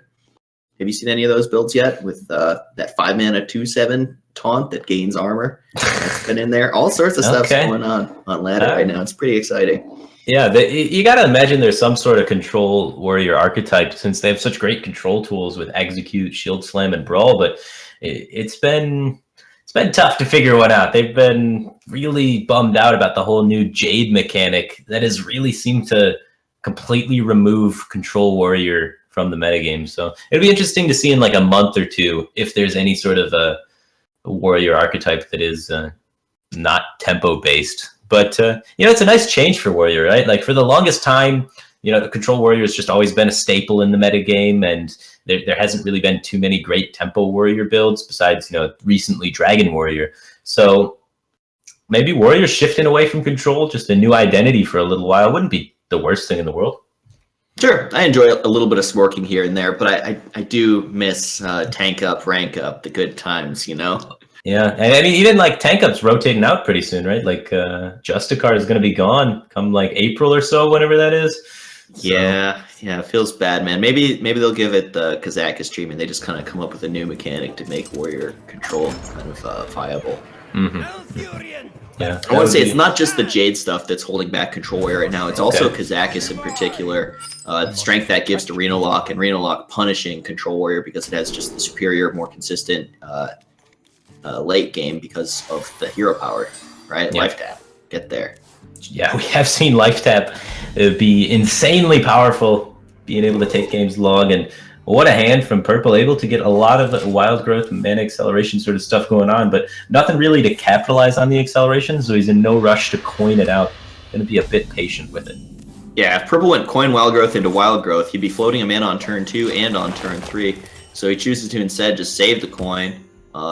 He probably has Gadgets and Auctioneer in this deck. That would be a huge payoff for saving it. Purple's deck is the full cycle Jade Druid, so it reaches the Jade late game faster than any deck I've ever seen. He's running not 1 copy of Lunar Visions, but 2 copies of Lunar Visions, which is a 5-mana draw 2 that discounts minions that are drawn. Right, so the idea is if you discount 1 minion, then you're sort of getting a 3-mana draw 2. It's roughly in line with Arcane Intellect and power level. Mm-hmm. Yeah, Druid's got so much draw power nowadays. It seems like almost every Druid deck that comes out has double Nourish, Gadgets, and Auctioneer in there, and now they have a, basically Arcane Intellect is also in Druid, so Druid's quickly becoming the new combo deck, and in the past, Purple's been a player that's been a huge fan of Rogue and Freeze Mage, so combo deck lover true and continuing to try and make combo Druid a thing. Priest of the Feast is really quite a strong discover for VLPS and Reno Lock. Like, the card's good enough to see play in Priest, and it's much better in Reno Lock, a deck that, damages its own face more often, and it's less capable of healing its own face, so it puts that trigger to use more effectively. Yeah, and the Socialite there, getting a lot of value. It's a 2-mana 2/2 heal for 2, but the targeted heal for 2 can oftentimes help out, just being able to heal some minions up, get a lot of value. It's an overpriced Voodoo Doctor is what it is. You're paying 1 mana for 1 health, right? Well, 1 health's big, though. It's not a good rate, is the point I'm making. It's not a good rate. It's the impact of the BatStone rule set requiring you to play 10 cards in the new set. Sometimes things get a little interesting. Yeah. But it's interesting to see, when all of the players start putting in the same new cards, you start to see like which of the new cards are the most powerful. And Socialite's got to be up there. It's made its way into a bunch of Reno Lock decks. So 6 mana, key turn for Reno Lock. There's a lot of 6 drops, not a lot of 5s and 7s. So a lot of times Reno Lock is looking to play a minion on 6. This time, tap. Yeah, squeezing in attacks, try and find more removal. At the time, he didn't have any single target removal, and Purple's starting to ramp up the Jade pretty hard, so just get out there with a decent board development that also squeezes in a tap. Purple's looking to set up that Drake swipe. He wishes he had an Innervate this turn. He would have gone Drake Innervate swipe. Yeah, he uses the Wild Grit to set it up, and now he gets to save the Innervate for Gadgets and Auctioneer later on in the game. Yeah, that's excellent. Brand coming down. Brand Kazakis, Brand Cabal Chemist, yeah. There's 6 potions game available, so you got pretty good odds of finding what you want when you get 2 of them. Bloodfire Potion can be cool with Shadow Flame at times if you have enough mana to set that up. +3 attack. The other potion subtracts 3 attack from all of the minions on board. So if there's a big board state where you have a bunch of things developed and Purple just decides to develop a bunch of, Jade Golems into it, potentially that card could get huge value and allow you to pick up a lot of value trades.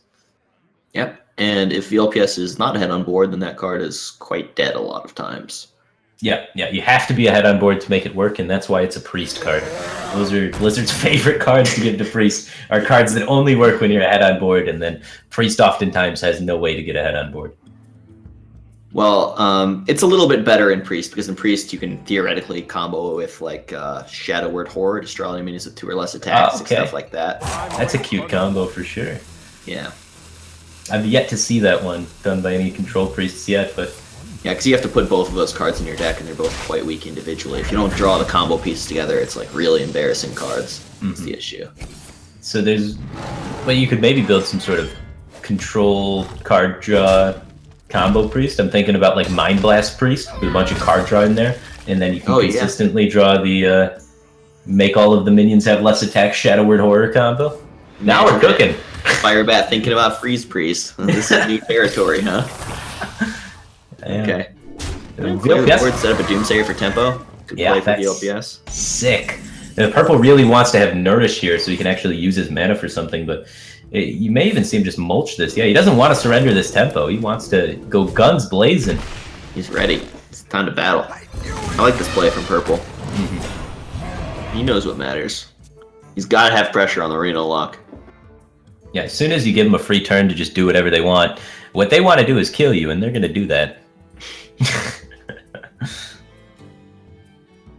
Alright, so what to do here? 9 mana, 50 cards in hand. Sorry, only 10 cards in hand. What do? It's so tough with that many options. A lot of the options are quite poor. That narrows things down a little bit. Yeah, Sylvanas doesn't get really great value here, but it could be a way to seize back tempo. Yeah, that's VLPS wants to be ahead on board so bad. Yeah, when you don't have plays that are good, you just kind of play stuff and let your opponent figure it out. Figure you can react to the next turn. Yeah. So Fandral Wrath is an option here. First, he's going to trade off, minimize the impact of this Sylvanas. Yeah, 2 Nourishes left in the deck, both Jade Idols left in the deck. So a lot of potential good draws here that you could find off the top with this Wrath. Gadget's not a bad one. It's going to innervate out the Jade guy, even though it costs him some gadget value. Just values tempo highly here. It figures he has at least 1 draw guaranteed from the gadget next turn with Jade Blossom and plenty of top decks to make potentially more. Sure, yeah. I mean, VLPS is down to 18, so he has to kind of respect the board state almost at all times here. He picked up Leroy for the Leroy Faceless combo, so that's 12 burst in VLPS's hand. So he's sort of 5 off lethal here. Make that 8 off lethal. Yeah, and he's had to leave up Fandral. That never feels good. I know. Purple could try and draw for the Nourishes. He's got 2 Nourishes in the deck. He is going to draw without Gadgets in first. Finds Jade Idol. That's huge at this stage of the game. Oh, and yeah. The minion allows him to play Blackpath. The Lunar Vision's there. Wow. Job's done. That's so powerful. Yeah. And that increases your odds of finding spells off the top with Gadgetson to be able to cycle with Gadgetson. And not only did you create a 5/5 and a 6/6, your 5/3 also death rattles into a 7/7. this Jade Druid build from purple looks insane. I've seen a lot of Jade Druid builds, and I've not seen any Lunar Visions except in purple's build, and he's been winning every time first try with these Lunar Visions in his deck. Yeah, so if VLPS goes for Dirty Rat here, it can pull out the Gadgets in and deny card draws, so that might give him a way to kind of out-resource. But how does he clear the board after that, though? Well, yeah, that's why I say might. There's some minor problems like dying a little bit, but if you could figure it out, he really does have some pretty big problems with that, though. The whole dying thing's a bummer. He needs a Twisting Nether, is what he needs. Maybe it's desperate enough you just try and tap and find Twisting Nether, trade the 3/5 into the 5/3 and Twisting. He's gonna start with the coil first. Yeah. Sure, yeah, that makes sense. Not able to find anything there, so Twisting Nether's out of the picture. Now, what's the best way to react? Maybe you think he doesn't have any minions in his hand, so you just play the Dirty Rat for a taunt to help slow things down. Oh, that's bad news for VLPS. Now he has to use the Siphon Soul on the Gexen, but he has denied the future card draw from purple, and purple's down to 1 card a turn at the moment. 1 card might be enough if it's 8/8. Yeah. You know what I mean? The highest probability of thing for purple to draw at this point was a Jade Idol, which is a 7/7, and it makes his other Jade card in hand an 8/8. So here, how purple loses is Twisting Nether. So he's going to trade his 6/6 into that 2/6, his 5/5 into the 3/5, preserve the Death Rattle on his Giant Black Claw. He's still setting up lethally. He has enough damage on board. He's going to think about whether he plays 1 or 0 cards from hand. I think you got to play at least 1. Okay. Yeah, you're a little bit too vulnerable to some kind of Hellfire-y turn. Yeah. So you play the Jade Blossom rather than the other one because it's more expensive. Yep. Therefore less flexible. Just kind of the same thing, but worse and more expensive. Yeah, and I like killing the 3/5 personally. It helps yourself play around. For sure, you have to. It plays around, the onboard trade into Jaya plus Twisting Nether. Yeah, and weird power overwhelming Shadow Flame stuff potentially. Just there's a lot of things that could go wrong leaving that guy alive. Well, playing the card does play into MC Tech, so that's one reason to hold back. Oh, that's true. MC Tech is a nightmare. We've seen a lot of players get wrecked by MC Tech coming out of these Reno Lock decks. Almost every single one of the Reno Lock decks has MC Tech, and if VLPS was able to MC Tech away the Black Paw there, then get the board clear afterwards, he could have been in it to try and stabilize that. I think you're right. That's exactly why purple's holding back there. So Reno Shadow Bolt is a play. Tap Reno is... I don't like that as much. He can see that purple held back 2 cards. He doesn't necessarily have too much of a read on it, though. Because it makes sense that purple would just be holding back minions, since purple's board is so threatening.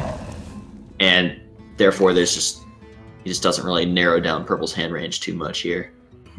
And purple getting kind of punished for how slow he was taking the development of these Jade minions last turn. He would have been able to squeeze in a lot of damage if he had just played 1 more of the minions down, but playing around MC Tech has its costs, has its benefits. So, does he ever play all 3 and try and set up lethal? I think he's got to play at least 2. The question is, do you play the 3rd one? I don't think you can play the 3rd one. It sets up lethal, but MC Tech gets pretty scary. Twisting Nether gets... Is Twisting Nether that scary? Yeah, it's very scary. I mean, you still get a 9... Or you get a 10/10 after the fact. Time waits for no one. I mean, setting up lethal is powerful. We were having this talk earlier today. Siphon Soul's been used. If purple gives VLPS a turn, VLPS could theoretically play Emperor setting up for a Leroy combo lethal, for instance. Yeah, exactly. Like, he has enough life now that if he drew Emperor off the top, tapped into Power Overwhelming, played Emperor, he could just kill purple the turn after. Oh, Kazakis. Yeah, this gives him time for a Kazakis spell that could polymorph all of purple's minions. He's got to go for 10. And he's got to get the one that polymorphs everything, right? So he's going for 10. He's got to turn everything into sheep. Can he deal damage? Yeah, he can. To all the minions? Yeah.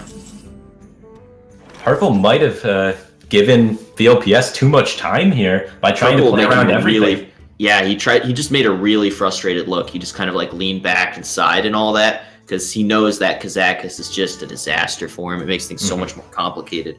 Trying to think about, did he get there with the polymorph, and now what the heck do I do? Playing against Reno Lock is tough. It's so so Purple's tough. trying to play around MC Tech, trying to play around Twisting Nether, and then he ends up playing right into the hands of VLPS's Kazakis by, not setting up lethal, giving VLPS the time to deploy the Kazakis there. Crazy. So what's the play here if you're purple? He's got to clear minions because he's afraid of dying to Leroy shenanigans, right? So he can't fully play around the Kazakis spell by pushing all face, because if he does that, then VLPS just kills him with a, Leroy Faceless. So right now Leroy Faceless is 1 off lethal, so it's 2 off with the hero power. Ooh, I don't like the trade with the 8/8 there. I think the 8/8 could have went face, but I do like the trade on the Twilight Drake to play around Leroy Faceless or, just Leroy PO stuff. Trading with the 8/8 is consistent with the previous line of trying to play around Twisting Nether because it protects his Eye of Blackpaw, right? And that is going to turn Purple's entire board into 1/1 Sheeps with overalls and basically Pyroblast him in the face, setting him dead to the Leroy Faceless combo next turn from VLPS. He needs to find a taunt here. Feral Rage, maybe? Feral Rage could do it. Raven Idol into Feral Rage. Raven Idol into Healing Touch. Nourish into Innervate into... He's just gonna try and set up. And wow, it seemed like he was in such a dominant position. His deck was performing exactly what it wanted to do, getting out so many giant Jade minions, but Reno Lock, it just has all the answers. Yeah, man, Kazakis turning it around in a big way. And setting up for that Leroy Faceless lethal. What a sick game. Could have played around Kazakis by trying to set up lethal, but if he would have played around Kazakis to try and set up lethal, he would have played into MC Tech. Now, is playing into MC Tech worse than playing into Kazakis, or is it better for him? That's a really complicated question to answer. Yeah, so it gets a bit tricky, but I definitely think... I think... Well, because then you got to factor in Twisting Nether too, right? And the fact that he might just run out of steam. But if MC Tech comes down, you don't have lethal, but you then reset up lethal by going face with everything. Well, no, you have to take one of the trades, right? As long as it doesn't take the biggest one, I think it's fine for you. It's super complicated. The gist of what we're seeing of these Reno Lock games is Reno Lock's endgame is insanely powerful, and you have to take risks to beat it. You have to be looking for spots to get aggressive, hit him in the face, and close out the game, because they're going to find some ridiculous shenanigan in the end to beat you if you don't. They literally just risks to get have, with Mind Control Tech, Dirty Rat, Kazakis, just all these weird cards, and even Discover mechanics to find other weird cards, and Fellfire Potion. They have so many ways to come back on the board if you give them any amount of time, that it might just be right to always play around nothing and just jam them in the face. Well, it's not quite correct. There's definitely spots where you definitely have to play around some stuff, but generally speaking, lean towards hitting him in the face and not respecting things. Because, man, playing around everything is not a realistic thing, almost ever. Yeah, that is definitely true. Reno Lock's just so powerful, the cards are so diverse and unique, they have outs in almost every circumstance. Purple queuing up with the Dragon Priest up against the Shaman from VLPS, and this was the super aggressive Shaman from VLPS that was actually able to secure its win on turn 4 in his first game. Yeah, and here, slight disaster for Purple. Well, disaster is too strong of a word, but problem here, hiccup. He doesn't have a dragon in hand to enable the Netherspite Historian or the Wormrest Agent. As it turns out, Shadowward Pain on a 1-drop works out great because VLPS doesn't have a Totem Golem to punish the Shadowward Pain usage, and he really wanted to have that Tunnel Trog in play to be threatening with Flame Tongue Totem. Yeah, thinking about maybe even coining out a Totem here to increase the value of the Flame Tongue Totem, but ends up holding back on the coin. Interesting play. What do you think about Southsea Deckhand over Hero Power? I guess the point is he was expecting a 4-health minion to come out, and he's setting up for the Flame Tongue. Yeah, perfect setup for the Flame Tongue to be able to clear the next minion that comes out, and that's just what it's going to do. He's going to be able to safely develop Flame Tongue now. It is protected because he's able to remove the minion Purple has developed. So yeah, good eye there by VLPS for going the value of Totem to be able to protect his Flame Tongue in the future. And still no dragon for Purple. Things are getting quite awkward. There's a Flame Tongue in play that he cannot deal with, and he cannot develop the way he wants to. So he's gonna make do with some 1/4s. Sometimes that's the best you can do. It's not the worst stat line on the board. They don't get value traded into by the totem, at least. And the positive thing for purple, drawing pretty poorly here, not having the dragons to activate any of the effects, VLPS's hand's not looking too pretty either. Like, he's trying to make do with a South Sea deckhand and a Flame Tongue, and that's about it right now. So it may give purple a window of opportunity to catch right back up. Now, Wrathion could have had the text dragon on it, but for some reason it didn't. And we can see it really hurt purple in this case. I think that's kind of the difference between Wrathion seeing a lot of play and not seeing a lot of play. It's just if it said dragon at the bottom to enable the other dragon cards. Then you think it'd just be in every dragon deck? Not every, but, you know, I think it would be a staple in some archetypes kind of thing. Yeah, it makes sense to me. At this point, you can kind of fairly assume that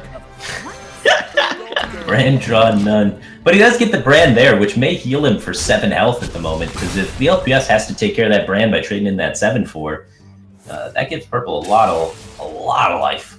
Yeah, it heals for 7 and deals 2 damage, so it's like a healing wave and a lava shock in one card. Sick value. How much damage is this in VLPS's hand? That is 11, 15 without spell damage, without charge.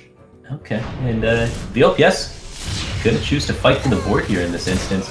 I was almost thinking maybe he just starts jamming all to the face, and purple gets the dragon he needs finally, but all of the dragon requirement cards have been utilized. Ah, Wrathion bricks. Never lucky. At least it's a taunt, right? Yeah, trades with that 2-drop. And VLPS completely overloaded this turn, doesn't have very much to do. Looks like purple's going to be able to catch back up just because VLPS drew all of the burn and continues to draw more burn and tried to fight for the board with it, and it's just not coming to fruition for him. Yeah, VLPS's draw was like pretty good against something like Arena Lock, where burn is good, but in a matchup against Dragon Priest, where it's just a battle for value and board control the whole time, his draw is quite unlucky. Doomhammer is exactly the kind of card he needs to win this game. Super high value. And one card, 16 damage. This is where you can see the difference between the Toxic Sewer Ooze and the Acidic Swamp Ooze. Typically speaking, you know, the Toxic Sewer Ooze is just fine against weapons. Most weapons have 2 charges. You utilize 1 charge every time when you play the weapon, and so it has a very similar, if almost identical effect to the Acidic Swamp Ooze, except in the cases of weapons like Doomhammer, where they have crazy amount of charges, and the Toxic Sewer Ooze does about nothing against it. What do you think about this decision to not Lightning Bolt the Twilight Whelp and allow it to value trade the Stoneclaw Totem? Well, he's already used 1 Flame Tongue, right? And that's the only thing that allows his totems to have any value. So I don't hate it. I think he's maybe setting up to just Doomhammer that down in the next turn, but he is a little punished by it as he draws the 2nd Flame Tongue. But yeah, like there's not too many activations for totems in the LPS's Shaman deck. I think he's going to bolt it this turn. He's going to trade his 1/1s into the 6/6 and bolt that 2/3. Yeah, it would be quite reasonable to do so as... Oh, this is the same thing. Oh yeah, he's He going can face tank it twice. Yeah. This is better. He's smart. Yeah, so he saved the bolt to be able to get even more board control. I just find it interesting how board control oriented VLPS has kind of been forced to play this game. I like that decision. I think it's just totally correct against Shaman. The one turn when I thought about maybe smorking from VLPS's position is the turn where he drew the Doomhammer. It crossed my mind. But certainly rewarded for choosing to play for board and for value because he drew that other Flame Tongue. Yeah, okay. Yeah, it's so huge. Now he's going for the smork because he's got enough damage. He's counted it up. He sets up lethal for next turn. If it's spell damage, he's probably launching 1. Okay. Now, VLPS could have roped out that turn to just kind of disguise his hand a little bit better. By playing it very quickly, it makes it very obvious to purple. But honestly, purple is the kind of player who's good at making reads on their opponent's hand. I think purple would have known that VLPS is a super smork heavy hand, regardless of VLPS roping that out. Yeah, yeah. Finley for the double heal potential. He could hit Warrior and go up to 16. And it's not even enough to save him, though. He's taking 17 minimum. Wow, so he does get the double heal, but it's just not enough. The Smork Shaman able to produce enough damage. Doomhammer, pretty good card. The other Doomhammer for the follow-up Smork. Heck yeah. Yeah, and one of the most interesting things about how this game was played out is, Purple had to aggressively try and fight for board to stop damage coming in from VLPS early. He didn't have a dragon, and VLPS kind of noticed, well, he doesn't have a dragon, and Dragon Priest without a dragon doesn't really fight for the board that well. So even though I have this really burn-heavy hand, I don't really have 30 damage worth of burn, so I need to get damage in with minions. So how about I just use all of my burn for board control against all these weak dragon turns, secure board, and win that way? And not a lot of times you see aggro shaman outboard control a dragon priest, but sometimes that's the game plan. The hands pan out that way that you got to take to win the game. So good on VLPS for identifying that, and that puts him up 2-0 in the series so far. Yep, now he's got to get to win with his rogue, and we have seen that be a problem for people in the past. N'Zoth rogue against dragon priest. I mean, rogue does historically match up very well against priest, and N'Zoth is probably a card that matches up well against this Dragon Priest. It's a bit slow, but people aren't playing Entomb these days, so that's a problem card that he gets to avoid. Sure. A lot of people are playing the Silence, though, which, you still bring it back on N'Zoth, but a lot of your Death Rattle minions in the meantime, before N'Zoth comes around, can get their Death Rattle effect silenced off by that new Priest card. There's been, I'd say, one of the more standout cards of the expansion. Been really powerful. Sure. All right. I like that analysis. Can't quite. Oh, there we go. And a 1/4 again. I think Purple's Purple's never lucky with these dragons. Yeah, a little bit tilted by the lack of dragons in the Dragon Priest. Yeah, Dragon Priest, as it turns out, stronger. There we go. A little late. Yeah. Better late than never. Mm-hmm. The Ooze not getting any value against the Rogue. Typically speaking, Rogue doesn't really run any weapons other than their own hero power, so it never really picks up too much value anyway. This is pretty frustrating for Purple. He's got, I'm going to call it a disaster of a curve, and his opponent's curving out perfectly, so still able to get some value. It feels like he's in it. He's ahead on board, and he's got powerful plays coming up for the next 2 turns, like Blackwing Corruptor into a 6/6 charge potentially. Yeah, there's VLPS's curve being so good is really helping that Hog Rider be active because he's drawing so many additional cards off the Death Rattles here, and so Purple may be able to get the 6-mana 6/6 charge, which is a very strong card. Oh, that was a crazy swing turn. Got a lot of cards out of hand. Really swung the board in his favor in a big way. Yeah, but he's getting another card back in his hand here, and he's going to get another card back in his hand. Resurrect. That card is crazy powerful. You keep seeing it picked off Kazakus just every time. Museum Curator, not bad in a N'Zoth deck. A little bit slow in this particular position, though. Shadow or Death. Kazakus probably won't function unless he makes it super late. Yeah. Arcane Intellect is pretty sweet. Digs towards N'Zoth. Mm-hmm. One of the things I like the Death. Really? Yeah, Dragon Priest has a Draconid Operative. There's a fair amount of that kind of stuff. I mean, he's using the Eviscerate this turn, so he'll still have Holy Fire for removal, but his hand... I like the Intellect, man. I've been seeing these games pan out a lot from Rogue. I've been seeing every single time Rogue's seen play, it is kind of fizzled out, and that's what's been kind of making it lose. You just didn't have enough card draw to support what's going on. And the Gadgets and Card Draw engine doesn't work really well with these Jade Death Rattle Rogue builds, so a lot of people have been cutting that and going different directions with card draw. So I like the Intellect. I think it's one of the best ways for Rogue to keep trucking. Alright, I dislike the Intellect. I see VLPS's hand looks really slow and value heavy, and maybe you'll prove me wrong. I'm excited to find out. Yeah. Like, what you said sounded true and correct, but I look at VLPS's hand and I'm like, yeah, I don't want a card that slow.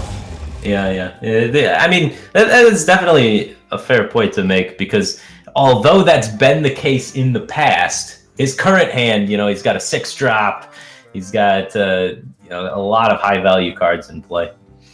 He's got a Museum Curator. Which big there. Yeah, you can easily get Death Rattles that are either A, big, or B, draw cards. There's a lot of draw card Death Rattles. So this position is fairly complicated. If you bookworm the Cabal Courier, then Aya doesn't have any great trades, which is pretty important. You can kind of avoid having to deal with the death rattle anytime soon. I dig it. I like just going bookworm and then jamming that rider to the face. I think one of the most important things you got to factor in is Rogue doesn't have any healing, like none whatsoever. And then late game, you're probably not going to win because they have the N'Zoth package and all that sort of crazy stuff. I can also get behind this play. You got to get value out of the death, which oftentimes doesn't get too much value against Rogue. Yeah, he's thinking he could potentially get more value out of a bookworm in a future turn. And Something it's going to be bigger than a 2/2. I could see that happening. Oh, there's almost guaranteed to be something bigger than a 2/2 because the Jade Golems are going to make a 3/3 next turn. So there's almost undoubtedly going to be a 3/3 in play next turn. Good foresight. Good foresight. And VLPS going super wide. Purple does not have a Dragonfire potion for this. Yeah. Wouldn't even be that good, to be honest. An Ironclad Hog Rider is going to just keep connecting to the dome. That thing's put in 6 damage already. It's going to get a 6 more. That guy 6/9's a good size. Could put in like 18 damage by the end of the game. It might just solo down VLPS all by himself. That pink-haired pig might be the end of him. The pink-haired pig. Yeah, one of the huge liabilities of Priest is a lack of reach or burst, right? And so going face with the 6/9 is not nearly as powerful in Purple's Priest as it is in other decks. So he's thinking about value trading into that Buccaneer, kill it while it's a 1/2 before it gets up to a 3/2 from the dagger up. But he's thinking, you know what? He's a rogue. I'm going to kill him. Yeah, I like the decision. I think you got to put pressure on the Jade N'Zoth rogue. It's such a slow deck, and you got to try and force them to do awkward things if they want to try and make it all the way to their late game. Good analysis. So, really interesting turn. So many different routes you could take. VLPS has that Holy Fire in hand, kind of an ace in the hole. Purple's not expecting any healing, so using it at the key moment kind of throw him off. Key moment came a little bit sooner than you'd hope, though.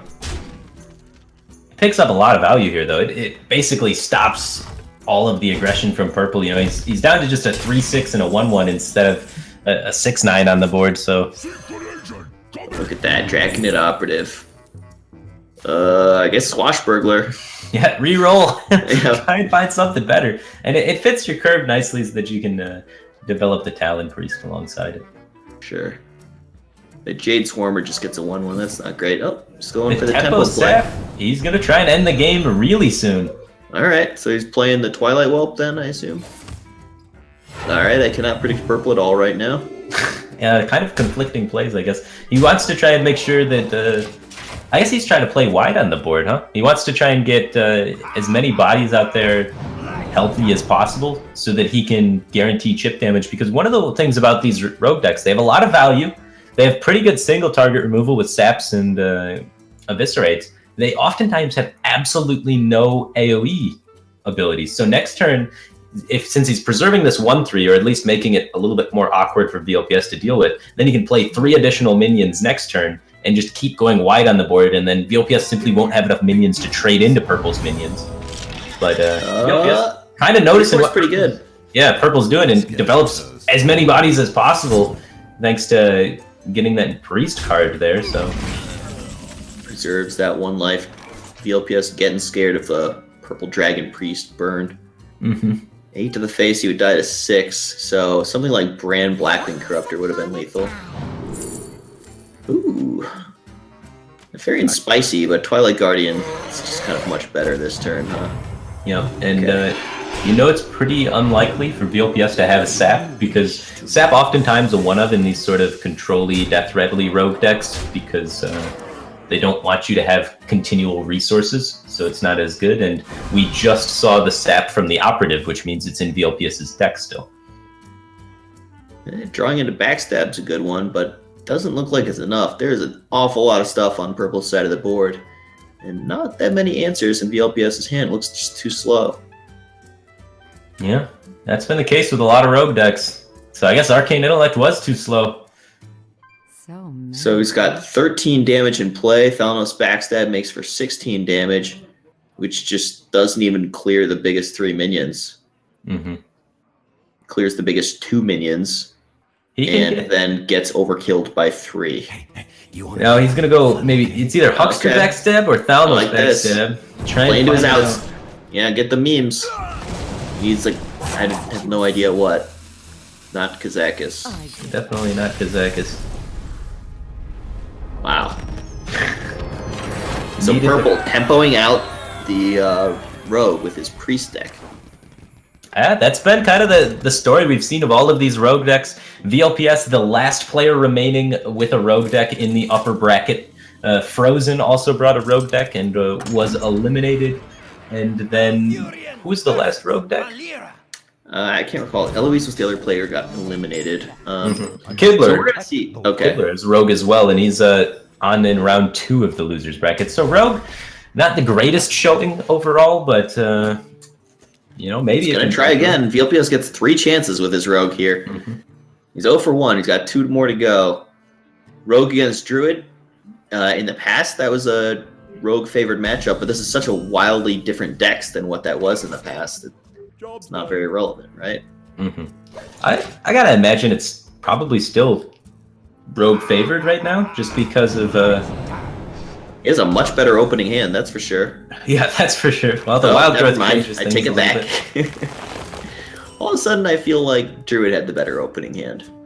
But the amount of just like pressure that this rogue deck's been able to put out is pretty impressive. So while Purple's kind of forgoing the board and ramping up and then spending all of his time drawing cards, VLPS is in turn just ramping the Jade engine right away. Doesn't deal with mana ramps or anything like that. He just starts going for Jade stuff as soon as possible. Wow, swipe face. Yeah, it's because Nourish, right? Right. He wants to go Crystals and Wrath next turn, so that's why he's swiping the face. This 3-mana 2/3 Shaku or whatever the heck is kind of at its best against Druid, because Druid's often not on board to trade into it, and so Rogue can kind of leave it in stealth and set up game states where he unstealths it on a turn where it's awkward for Druid to remove it. I mean, honestly, almost every turn's awkward for Druid to remove things. Because they don't really have minions in play when they're playing Wild Growths and Nourishes, so there's no minion to contest it, so they always have to use a removal spell out of hand to get rid of it a lot of the times, and that's when they're forced to, you know, not play the minion they want to play. But you know, that swipe face play on turn 4 enables Purple to have the Wrath still, so that he can then develop the Jade Behemoth here. What do you think about Jade Behemoth over Aya Blackpaw this turn? Because the Aya is sort of like the slower card, right? It has a death rattle, which makes it really slow, whereas Taunt makes the Jade Behemoth fast. Granted, the 3/6 does contest the board well, right? It just kind of brick walls some damage. I guess that's Purple's reasoning. Yeah, I want to say I like this N'Zoth in VLPS's hand. Even on turn 1, I liked it there, just because I think it's such a key card for beating Druid. Druid doesn't have good AoE tools for beating N'Zoth. So if you can just get some Death Rattles dead in the first 8 turns, then coin out a N'Zoth on 9, that could be a good plan for beating a Druid. Yeah, and that Druid card in VLPS's hand, isn't that the one that gives you a mana crystal for every minion on board? I have no idea. Yeah, it looks like you're right. Yeah. He is going to get to that N'Zoth a lot sooner than we had thought. That is a pretty sweet card to find in this situation when you have such great board control. That's going to be... He doesn't even need the 5th mana crystal. But it's a nice meme. It's a nice meme. Purple's face. Oh my god, he's not happy about it. And he finds card draw after that. Holy smokes. Yeah, VLPS not slowing down for a minute. He's got the N'Zoth active now. He's got the ability to search his deck for more death rattles. He has Ancient of Lore for healing and more draw to complement his mana, but ramping for 4 is insane. He ramped faster than the Druid as a rogue. That's crazy. So his N'Zoth currently spawns 1/1 death rattle that spawns a Jade guy? Yeah, it's not the greatest. And he gets a Huckster. Okay. Yeah. Oh, after this, it's gonna be good. Holy smokes! And he's got a sap here if he wants to go full tempo with it to make it easier for him to develop. Draw. Or coin draw. Yeah, it's tough. Probably should Sapping Blackpaw never feels great. Yeah, because of the battle cry value, right? But it is a tempo play, and that is what he needs. It's such a great minion because battle cry and death rattle. So, you know, a lot of death rattle minions super vulnerable to sap and things like that, but not Blackpaw. No, not Blackpaw. So, Lunar Visions or Nourished, that is the question. The Blackpaw is going to get innervated out. Goes with 3 cards instead of 2 with some discounts.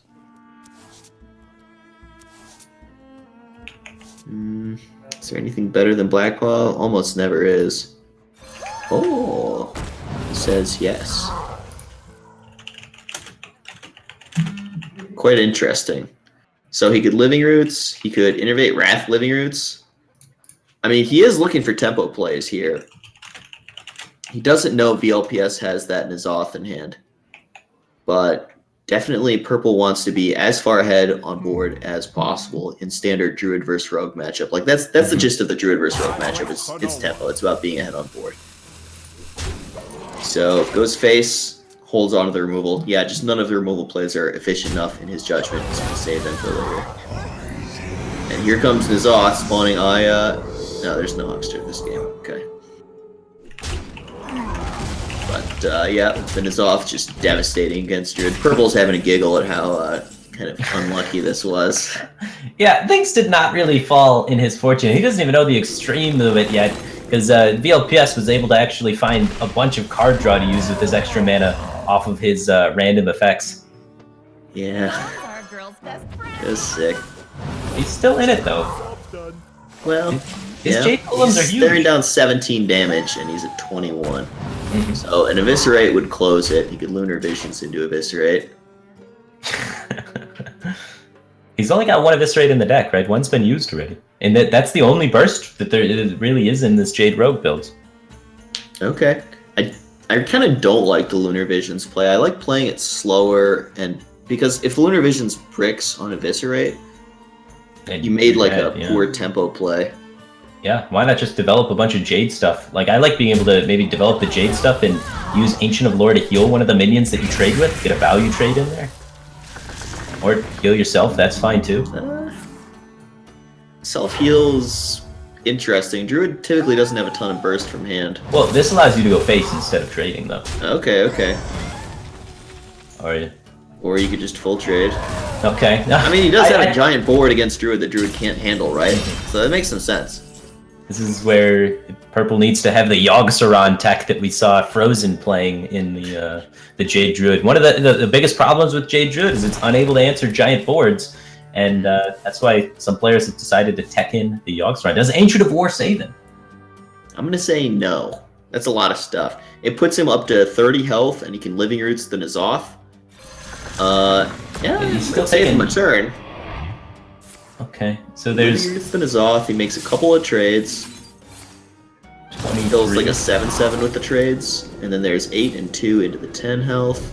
Oh, no, he's dead. I see him being alive at like 4. Oh wait, the 5/3 can still attack, you're right. Okay, he's made it. He's technically not dead. Pretty clearly not going to win. Well, I mean, anything could happen, right? He could... How much card draw has been used already? There's been both Nourishes, and there's been at least one, I think both Lunar Visions as well, so off the top he's going to be looking at playing with just one card, unless he maybe finds like a Fandral Wrath sort of scenario to help him clear or something. Raven Idol.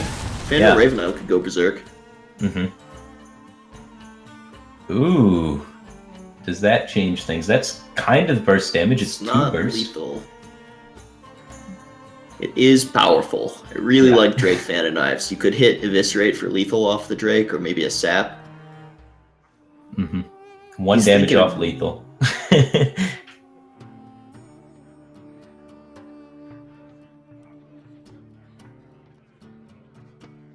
Wow. He does have. I really like the Drake Fan of Knives because even when it gives you some lethal outs, and even when you brick on the lethal outs, it's a strong play. Yeah, for sure. No lethal outs. He can set Purple down to 2. Nope, he's going to make a much more defensive play than that. Yeah, you definitely don't want to give Purple the ability just to potentially kill you off of a top deck. Or, the card in the hand already plus a top deck, so. Right. So, 8/8 into 5/8, 5/3 into 7/5, 6/6 into 8/6, the rest goes face. Really safe, really strong.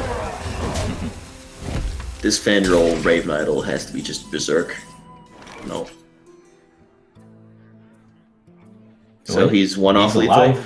Yeah, he's technically not dead, but quite dead. Quite dead. That's for sure. So That is going to end it. VLPS gets a 3-1 victory over Purple. VLPS has brought, I would say, some of the most unique decks of the tournament, with the Rogue being up there as one of the more unique decks. Some players have tried Rogue, and all three of the players that have brought Rogue have kind of went different directions with it. And VLPS, been by far the most successful with the direction that he's went with Rogue. The only player still in the winner's bracket with Rogue. So very impressed, being discovering new archetypes and taking things to the next level there with the Rogue build by him. Yeah, the N'Zoth that he put in his Rogue there was really critical to beating Druid. And it's also, I think, quite powerful against like a Reno lock. There's some decks where you have time to get to that 10 mana end game, and you need all of that oomph to actually win a game. So pretty cool deck building by VLPS. And also just kind of crushed the first 2 games. Oh yeah, VLPS, every single match in the entire tournament has been a 3-2 victory, except for VLPS's matches, which have been both 3-1 victories. So by far, he's having the best performance of the tournament. Yeah, just crushing it. And we're going to see him up next against LifeCoach, I believe, right? For the Winners Bracket Championship. It'll be the final match of today. Yeah, so the final match of today is going to close out the winner's bracket. It will be, as you said, LifeCoach against VLPS, figuring out who is going to the grand finals. And then tomorrow we'll finish out the loser's bracket to kind of see who plays against the winner of LifeCoach and VLPS in the finals. So don't go anywhere, guys. We are going to get that match set up as soon as possible and see who is going to take it, who is going to become a finalist.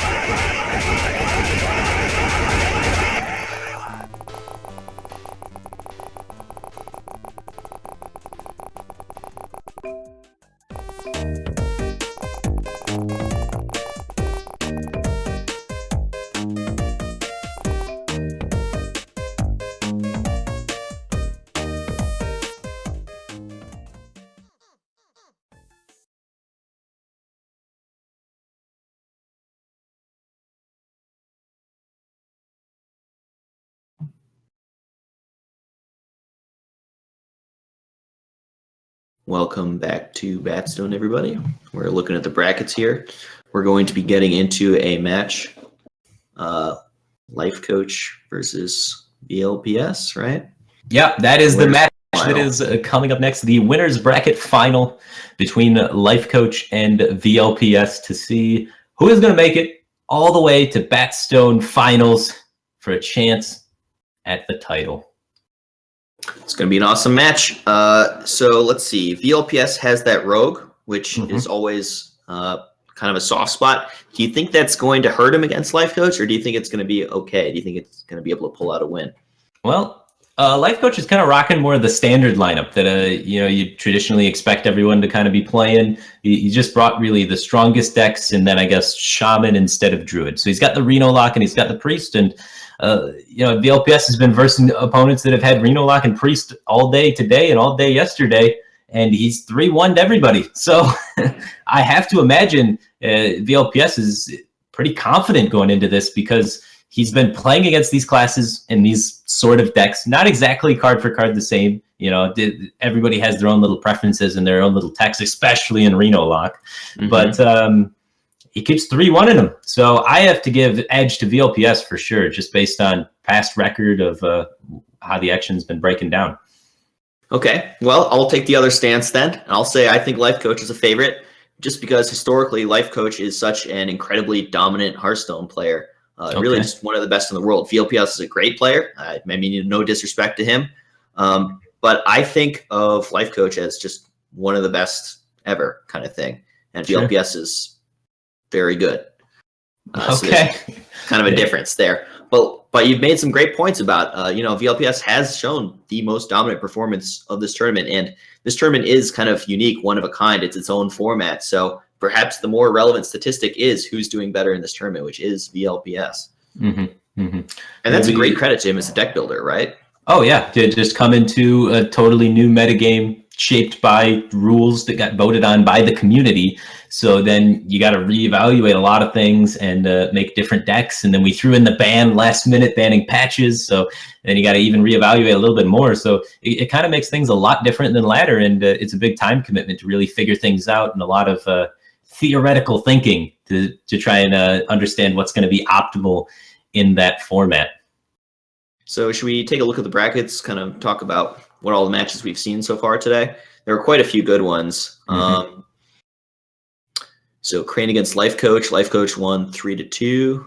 Mm-hmm. That's true. And we had VLPS versus Purple, which we just watched. VLPS taking it 3-1. We got to see a rogue deck ramp faster than a druid deck. He actually ramped 4 mana crystals that game. So he went from 6 mana to 10 mana over the course of a turn, which was pretty crazy to see. And then we had Kibler versus Frozen, where Kibler was able to knock out Frozen. And then we had Super JJ versus Eloise, where Super JJ was just narrowly able to knock out Eloise on the back of some crazy mind control tech shenanigans in that insane Reno Lock versus Dragon Priest mirror. If you missed that series, that's the one you want to try and get the VOD to and go back and watch first. That one was crazy. Yeah, it was such a good game. Bran, MC Tech, just showing the super late game power. But into the game here, LifeCoach leading with Dragon Priest. Yeah. And he has a really solid opener. It doesn't quite work out because he doesn't have a dragon to support the Twilight Whelp. He could keep it all and just go turn 2 Netherspite Historian, holding Twilight Whelp as the anchor. That's actually a really interesting Molder decision for LifeCoach. Do you know how you would handle this?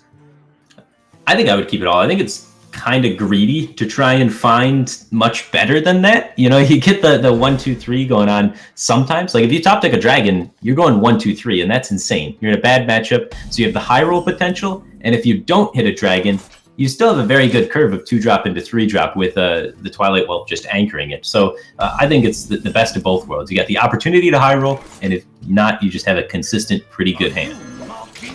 All right, good analysis. And he goes with the turn 2 Wormrest Agent over the Netherspite Historian because it's a stronger tempo play. And in the early game, it's all about tempo, right?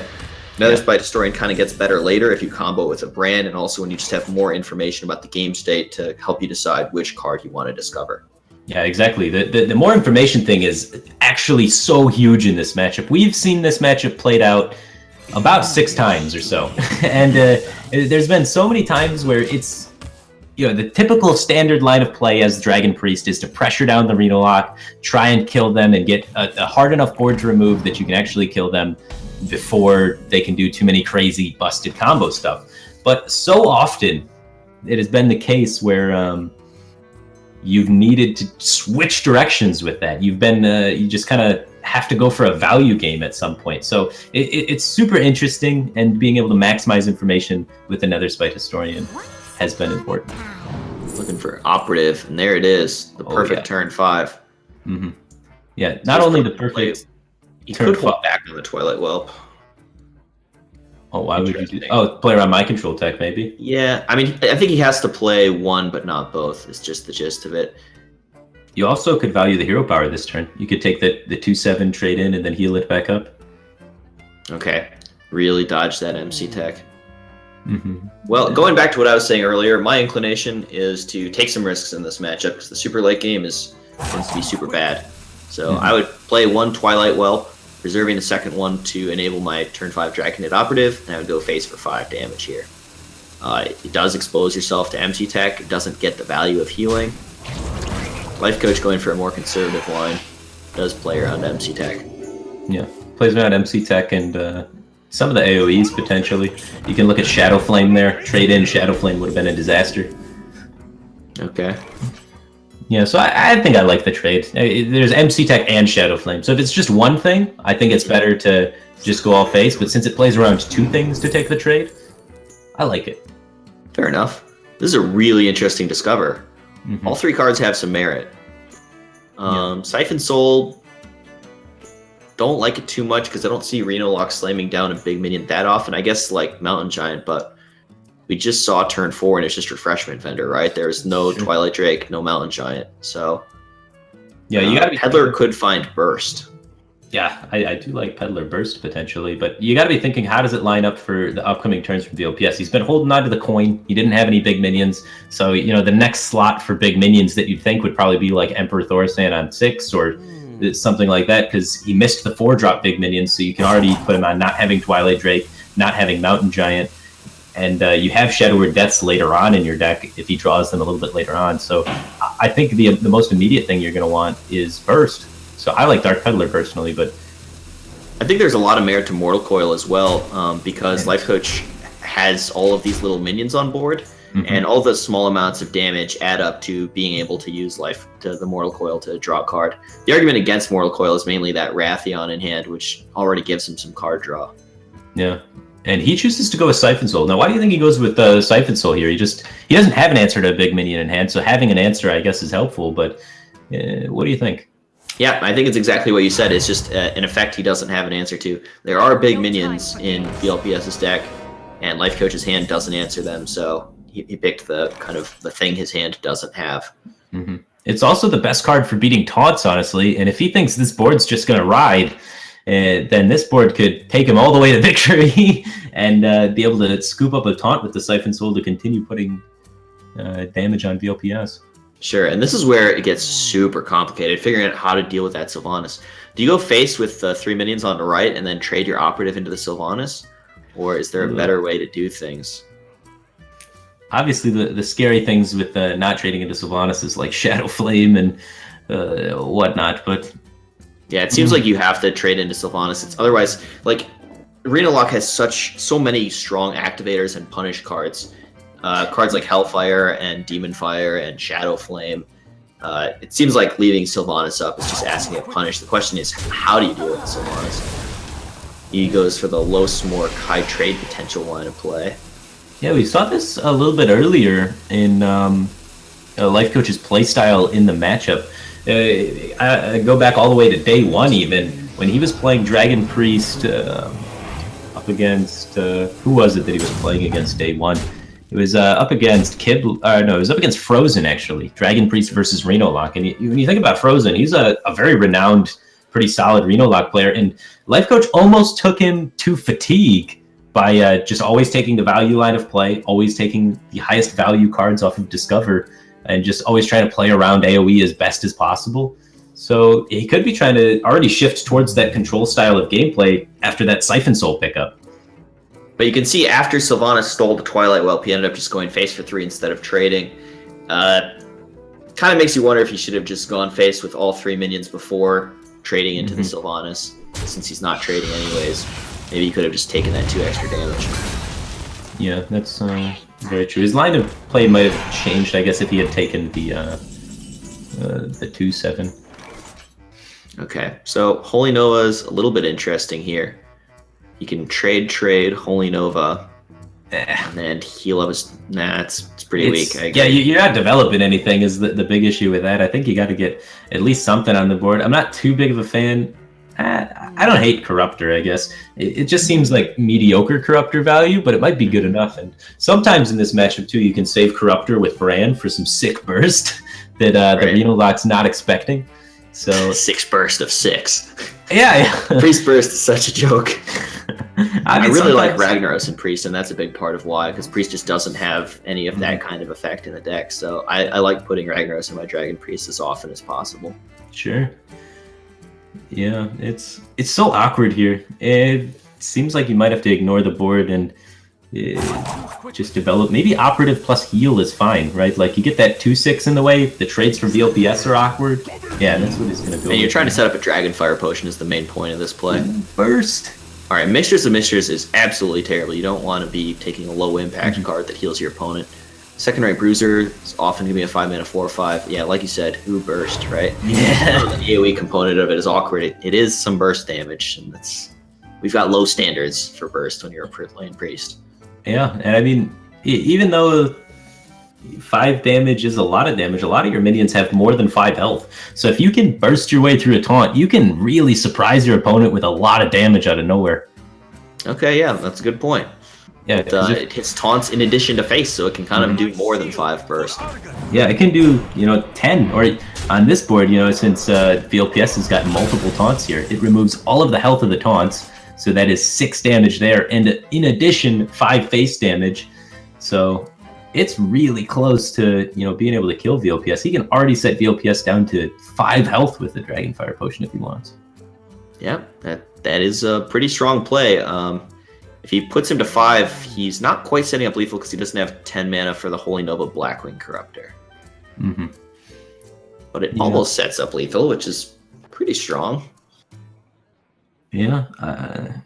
Looking at other plays, he could Holy Nova, he could Dragonfire Potion. Double Holy Nova in the build from LifeCoach. Yeah, I like the potion. That's something we haven't seen from anyone except LifeCoach, I think, throughout the tournament, is he's running the card Holy Nova, which most people have been having a lot more minions in their Dragon Priest, but 2 Holy Novas. That's a little bit of burst there. He's got the burstiest Dragon Priest.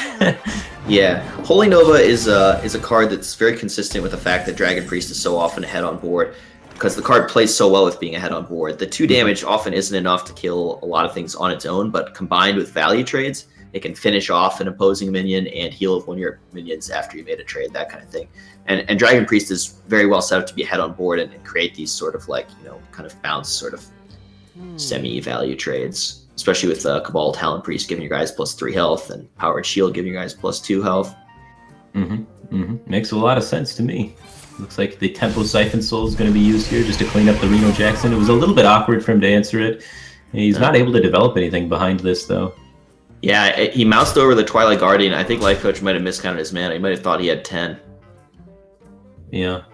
It plays significantly worse without developing a 3/6 there. He's shaking his head. That's definitely what happened there. Yeah, maybe a stronger play would have been to play the Twilight Guardian, take the trade, and utilize the Holy Nova, heal your minion back up. Well, like you're saying, mind and body, the fatigue getting to him. Maybe if you take another couple seconds to stretch. Yeah. All right, Tap Blast. Pog Champ. Honestly, though, he's still in a great position. He's getting so much after Reno damage. But now that the Emperor Thorsen has come down, VLPS is going to have access to the combo at all points for the rest of the game, which means that there could potentially be 20 points of burst damage coming out of VLPS. But usually that means, as the Priest player, you're going to have to be taunting. But LifeCoach still comfortably at 30 health. No need to taunt, is going to be able to take a very powerful stance development on the board. I like the Twilight Guardian here. 3 minions is okay. It does enable the Bruiser, whatever, the 3 mana 4/5 taunt, but you need a lot of pressure to kill a Reno Lock. And his minions are so resilient that 2/3 of them survive the Fellfire Potion. Yeah. 0% to survive the double AoE, though. It's just so hard to win. Just so hard. 11 health for VLPS, and the Reno's been used. Frost the Doomsayer! Yeah! That's sick against Priest. He was totally going to just play the Doomsayer here for tempo, but now, I don't know. Okay, so the Frost Nova Doomsayer, there's Shadowward Pain and Bookworm can disrupt it. It can also be disrupted by that 5 mana 5/5 silence in hand. So you might just not take the Frost Nova and tempo out the Doomsayer anyways. And then take Mind Vision instead to try and... Is Mind Vision better than Darkshark Councilman? Do you ever want that card? I'm not sure. That's a tough call. But yeah, he is just going to tempo it out just because there are those bookworms and what have you. But if you look at the damage count here, LifeCoach has 9 damage out of hand. That's absolutely insane. And he's got the silence for the Doomsayer, so the Doomsayer is not a problem. This Fellfire Potion pickup from him, though. 9 damage is over 2 turns, so he could afford to use some of it. Mm-hmm. Like, so he could silence Holy Nova. Wow, that's a suspicious-looking Holy Nova. Yeah. It's it really much better just to develop. Information. You're right, yeah. Developing makes a lot more sense, but yeah, able to neutralize that Doomsayer is so huge. Priest has so many answers to Doomsayer nowadays with being able to run 2 silences, 2 pains, 2 bookworms. Kazak is picked up by VLPS. He could play a 5-mana spell off it immediately. That's so powerful. An AoE for 4 is pretty awkward. Wouldn't really help that much because the 5/5 survives. His 2/2 dies to it. Yeah, he might even be looking, for some armor gain at this point. Like, armor gain's pretty good when you're this low with Reno already have been utilized. So you get more taps as the game goes on. If he takes the deal 4 to all, it's good if he gets the plus health on your minions from the second effect, but that's pretty risky. He could just take the AoE with the intention of not necessarily playing it this turn. Sure. So we don't know what mode he picked for the potion. Hopefully we can see that soon. Draw 2 cards. Wow, that's so weak in Reno Lock, right? Yeah. I wonder what he's looking for. Well, maybe a Power Overwhelming to complement that Leroy Faceless Manipulator. That's for sure something that's on his mind. If he's able to find that, he's still 5 damage away from being able to finish off LifeCoach, though. Yeah, I guess it's his life total is so low, he can't tap that much anyway, so that makes the card draw look a little bit stronger. Sure. Yeah, taps are getting expensive. Reno's been used. You're at 14. There's maybe an Earthen Ring left in VLPS's deck for heal, and that's it. And the Socialite. So there is 5 points of heal remaining in VLPS's deck. So it's decision point for LifeCoach. How smorky does he want to get? He knows damage sticks with Reno out of the way, so he could just go face for 5 and play something, but it's really tempting to trade Brand into Kazakis. This is a double Holy Nova turn. You just jam face with everything, play 2 Holy Novas, and Hellfire Potion kills him unless he hits exactly Earthen Ring or Socialite on the next turn. Alright, I like it. SM Orc. And this is going to announce to VLPS, hey buddy, I'm trying to kill you, but what can you do about it? Yeah, what can you do? Did VLPS take armor with that draw? Here's a 3-mana card. Does that discover a potion? Can that find Greater Heal for 12? That can find Greater Heal for 12. Okay. That is an out that VLPS has.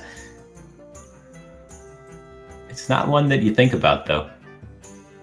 I'm thinking about it. I'm so scared when I see double Holy Nova come out. I mean, but how extensively have you played with the potion card to know that it could maybe get there? Never. Never played with that card. I looked at the potions and I was like, I'm not putting this in my deck. He's able to find the Bruiser for Taunt, but Taunt's not going to be enough. The Fellfire Potion is going to close it out. LifeCoach able to win the unfavorable matchup. Dragon Priest versus Reno Lock. Is that the first time we've seen Reno Lock fall this tournament? It's been a while. We saw Reno Lock fall a few times throughout the course of the tournament. We saw it get nut drawn by Jade Druid. We've seen it die on turn 4 by Aggro Shaman. And we have seen another Dragon Priest was actually able to take a win against Reno Lock in a previous series. Okay, so it is not invincible. It's not invincible. Really good. Mm-hmm. And every time it's lost, it's like barely lost. Like it's been like so close to being able to stabilize. And the Reno Lock mirror here. LifeCoach's hand is stacked. He's got that Mountain Giant. Dang. He can go turn 3 Apothecary, turn 4 Mountain Giant, just face tanking the 5 because he has a Reno to recover, maybe? I don't know. It's high pressure for sure, yeah. That is. I think Mountain Giant is just one of the most important cards you can see in this mirror because people aren't playing early minions in the first 3 turns that much. There's like maybe 1. Mm-hmm. And that means there's not a lot of pressure coming out. So you have time to go like, slow hand, turn 4 Mountain Giant. Just a huge threat with very little downside. And a 6/6 Charger to top it all off because almost guaranteed VLPS is going to have a lot of cards in his hand. So LifeCoach's curve is a 5/5 into an 8/8 into a 6/6 Charger. Now that's a lot of pressure right out of the gate. It does involve pyroblasting himself. Well, sorry, more than pyroblast. Double fireballing himself, right? Tap on 2, and then the imp dealing another 10 over the next 2 turns. But hey, he's got Reno. The OPS has the Leroy, too, to interact with this imp. So if Life Coach does choose to play the imp on 3, go for the power curve of try and rush down his opponent, he could get Leroyed for 16 later on. The thing I'm wondering is this a rope turn? Well, it could play Imp Gang Boss instead. If he plays, he's going for it. If I think it's worse later. Yeah, but he plays the Giant next turn, takes 5. Plays the 6/6 the turn after, takes an additional 5. Leroy kills him after that. Wow, and Leroy is in VLPS's hand. Yeah, this could be disastrously bad for Life Coach. So I gotta think deal 5 damage is very appealing here. Oh yeah. Transforming into a sheep, quite a bit weaker. Draw 2, quite a bit weaker. So the first mode is probably Heart of Fire, which is orange. Learning stuff. Second mode, Freeze is weak. Summon a 5/5 demon's probably the best. Gain armor is weak. Yeah, deal 5, summon a 5/5 demons. Look at how strong that is. It's like better than Fireland's Portal for 2 less mana. It's insane. Absolutely insane. So we see most likely the Giant coming down from Life Coach.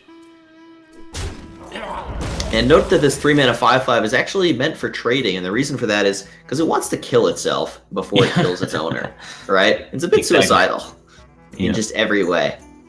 Something's gonna die, and I'd rather he die than his master.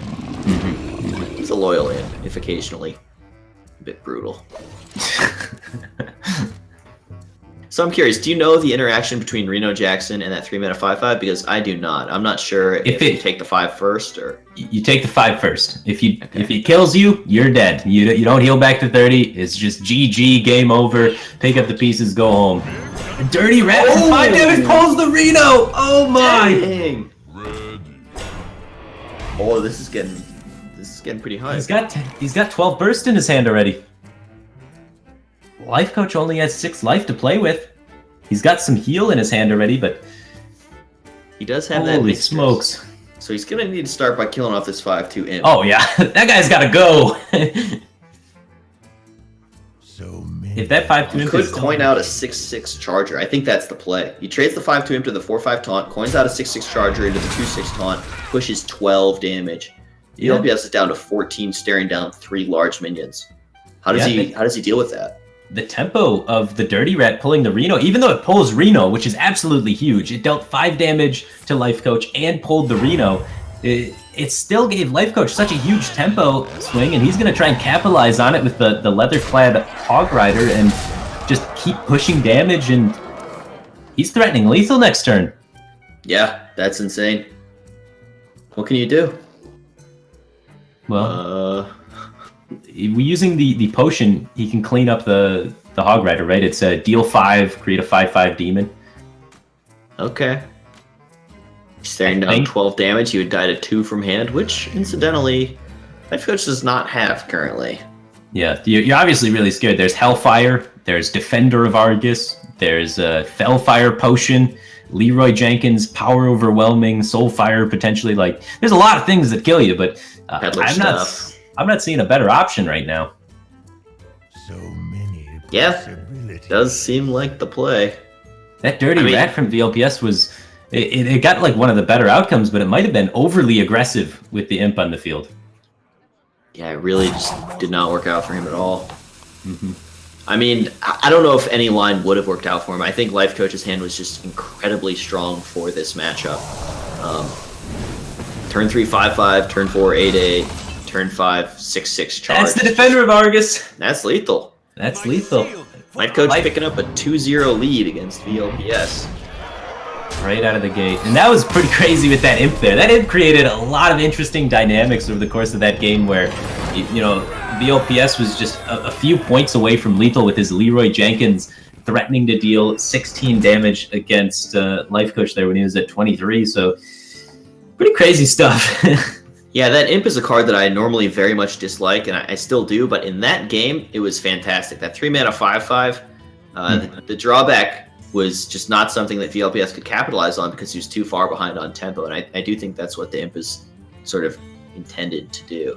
Yeah, so it was able to put Life Coach so far ahead, and he was just able to push damage and win the game. Now, I want to like talk again about the dirty rat play from VLPS. You know, you see Life Coach's hand; it's got like 8 cards in it.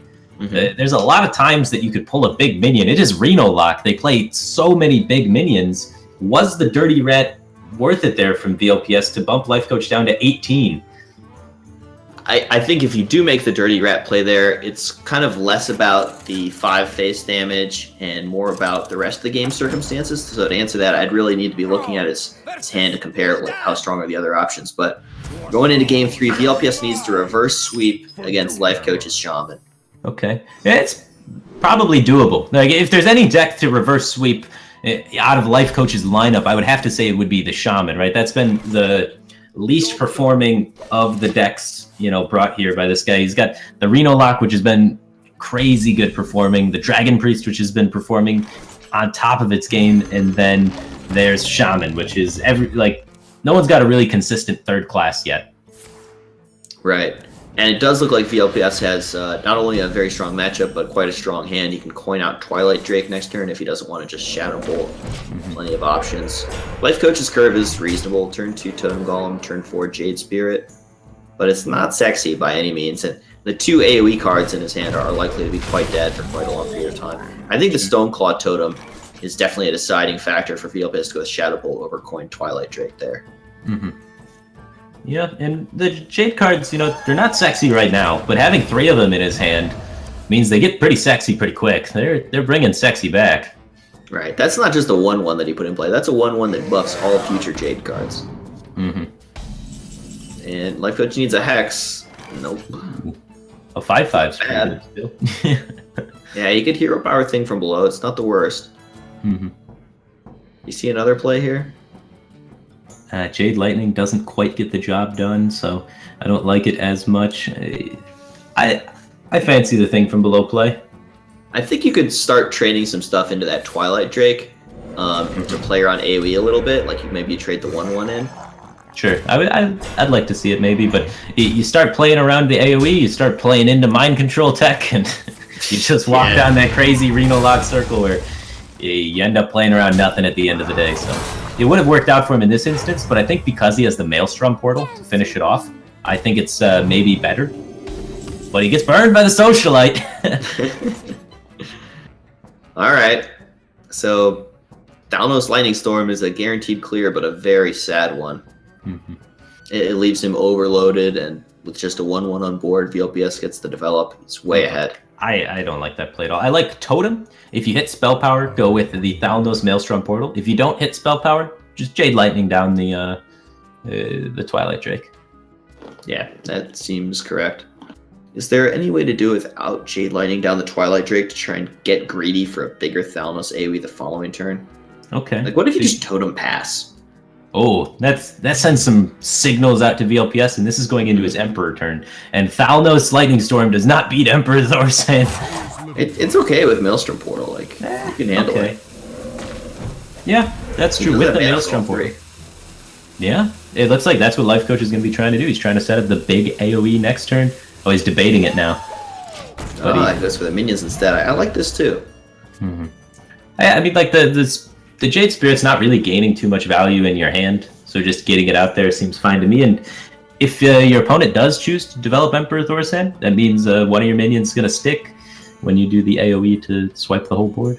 Yeah, if the opponent trades, there's such low value trades, Life Coach doesn't care at all. And if the opponent goes face, then he's playing into Life Coach's AoE hand. So I really like that Jade Golem play. Yeah. And it just gets the mana out of the way to buff your Jade creatures for future turns. You get to keep putting pressure on Reno Lock, which we can't stress that enough, man. Pressure has been the #1 thing you need to do against Reno Lock. Yep, gotta kill them. They will beat you. All right. A Lightning Maelstrom Portal is the first play that obviously jumps to mind. Is there anything you can try and maybe set up for the future that's a little bit better? Like maybe there's some sort of White Eyes play here. White Eyes plus Maelstrom Portal, and you just don't care about the value Imp Gang Boss is generating because you have the Storm in hand? Yeah, or just Hero Power White Eyes and just kind of let your White Eyes die. It's not great. I don't know about letting the White Eyes die. You're kind of out of gas as far as minions are concerned in your hand. So you kind of want to make them go the distance and use utility spells where you can. So maybe it is just time to take a reactive turn. Yeah, it spawns a 3/3 and a 1-drop. Hopefully that's an injured Cavalier. I like this play. It needs to be at least 2 power is your hope, so that you can take down like a lot of the big minions that can come out from Reno Lock. And got that flame, man. That's a good one. That's a good one. Still, it's looking so hard for Life Coach to win this game because his hand is fairly depleted. VLPS is not under a lot of pressure and has a bunch of powerful stuff built. So. Well, VLPS only has 5 cards, which is very interesting. A lot of times you're going to see a Reno Lock at this stage have tapped a lot more. So Life Coach has done a fairly decent job of keeping the heat on VLPS, making it more difficult for him to tap. And this White Eyes plus Hex is a really big tempo swing turn. What do you think about going face for 6 before you play the Hex? That way you're not committing to putting 3 damage into a frog. You could potentially clear the frog for free with a Lightning Storm next turn. Yeah, it'll help you set up lethal for the next turn. I really like it a lot, yeah. Do you ever not Hex the Emperor and try and get more out of it? No. I think he got to Hex it. No, he's got 5 cards. 5 Reno Lock cards, Emperor discounted, gets really crazy. They all synergize with each other and do busted combo stuff. Yeah. So, Fellfire Potion's a really good clear. You followed up with Kazakis, picking 5 so that you can play it next turn. Sounds a little bit too greedy here. Yeah, you might even look for draw of this. Yeah, draw's actually really good here. Because he does not want to tap, and he does want to draw into Reno. Yeah, I like draw 2 right now. I think King's Blood's the way to go for VLPS. We'll try and identify what he picks based on the color. He can probably deal 5 to deal with Life Coach's next play. Although all 3 modes those are probably just like the 3 most powerful modes you can see there. Maybe gain 7 armor, but it looks 2 friendly minions that died and something else. I think the first one was draw. Yeah, it's got to be draw. It's pink, right? So that's why it's got the pink tint to the potion. I haven't figured out the color code yet. Yeah, we need to get a pie color chart out and really get to work on our homework. Sort this thing out. I think cycling the Thalanos is just fine here. He really needs more cards to do something. Yeah, he's seen weakness. VLPS is only at 8 life. If he's able to just string a few more pieces together, Life Coach could close out this game. Yeah, having another body in play for Life Coach quite valuable for that Flame Tongue. It doesn't look like VLPS is ever trading Kazakis into the Thalanos, so you'd have to have the Mortal Coil to clear it. We can see that he does, but Life Coach can't see that, so. Draw there picks up the Dark Peddler. No time for games. It looks like it might have actually been the AoE based on the length of the card text there. Okay. So, VLPS confident in his hero power to find his way towards Reno. So how does the sequencing work on Sylvanas? If you trade your Jinyu Water Speaker into the Sylvanas and then Jade Lightning it, does the token come into play fast enough for Sylvanas to steal it?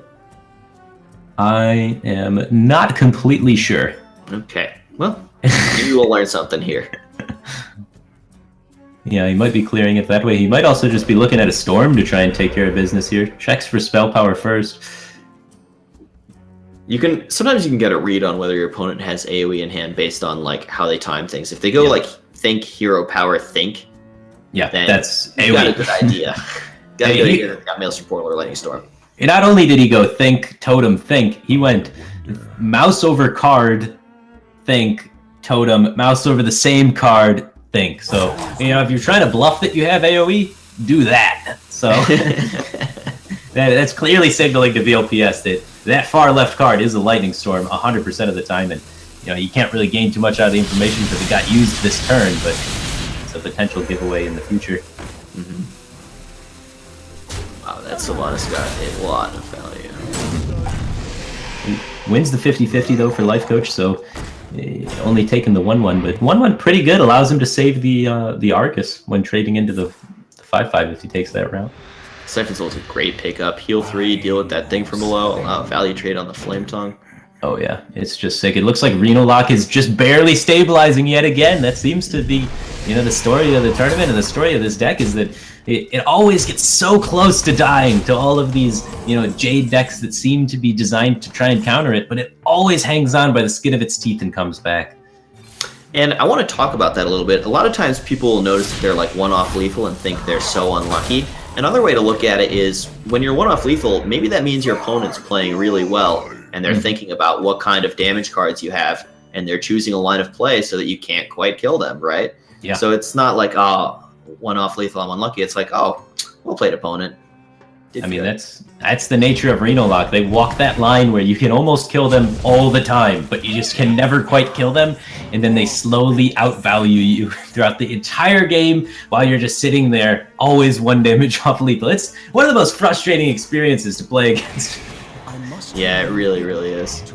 Wow, hits a taunt. That's pretty lucky. I mean, 4-5 is not the largest stat line, but taunt's really what he wanted here. Mm-hmm. He could have taken mirror images. It was like a safer way to get a taunt for sure. Yeah. But I mean, he saw LifeCoach's empty hand and felt safe enough, I suppose. LifeCoach in no mood to quit. He's like, listen, I'm gonna draw a Drake into Storm. Well, maybe it won't be good enough anymore. Yeah. Just take it back, relaxing. Maybe get in a sip of water. Maybe do some stretching a little bit later on. There you go. There you go. All right, Tunnel Trog crashing through that frog. Taunt Totem protecting so this board can't be fully cleared. Unless VLPS finds a way to do 2 damage in his 7 cards. And he doesn't even care about fully clearing either. No. He's just all set, expanding onto the board. He's got a minion that requires single target removal, and then a wide board that requires AoE, and LifeCoach is drawing 1 card a turn, so he can't do both of those things at the same time.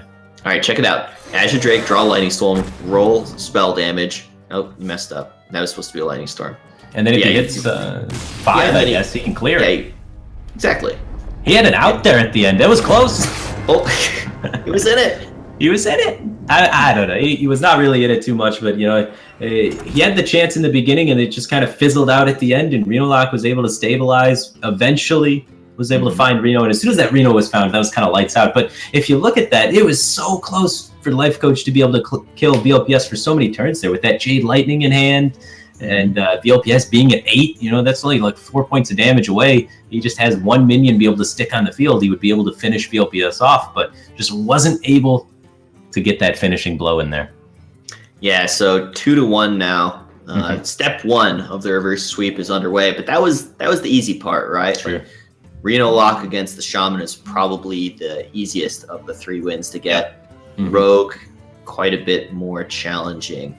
Yeah, the Rogue one's going to be the interesting one for sure. And even Dragon Priest kind of struggles against Shaman sometimes, I'd say.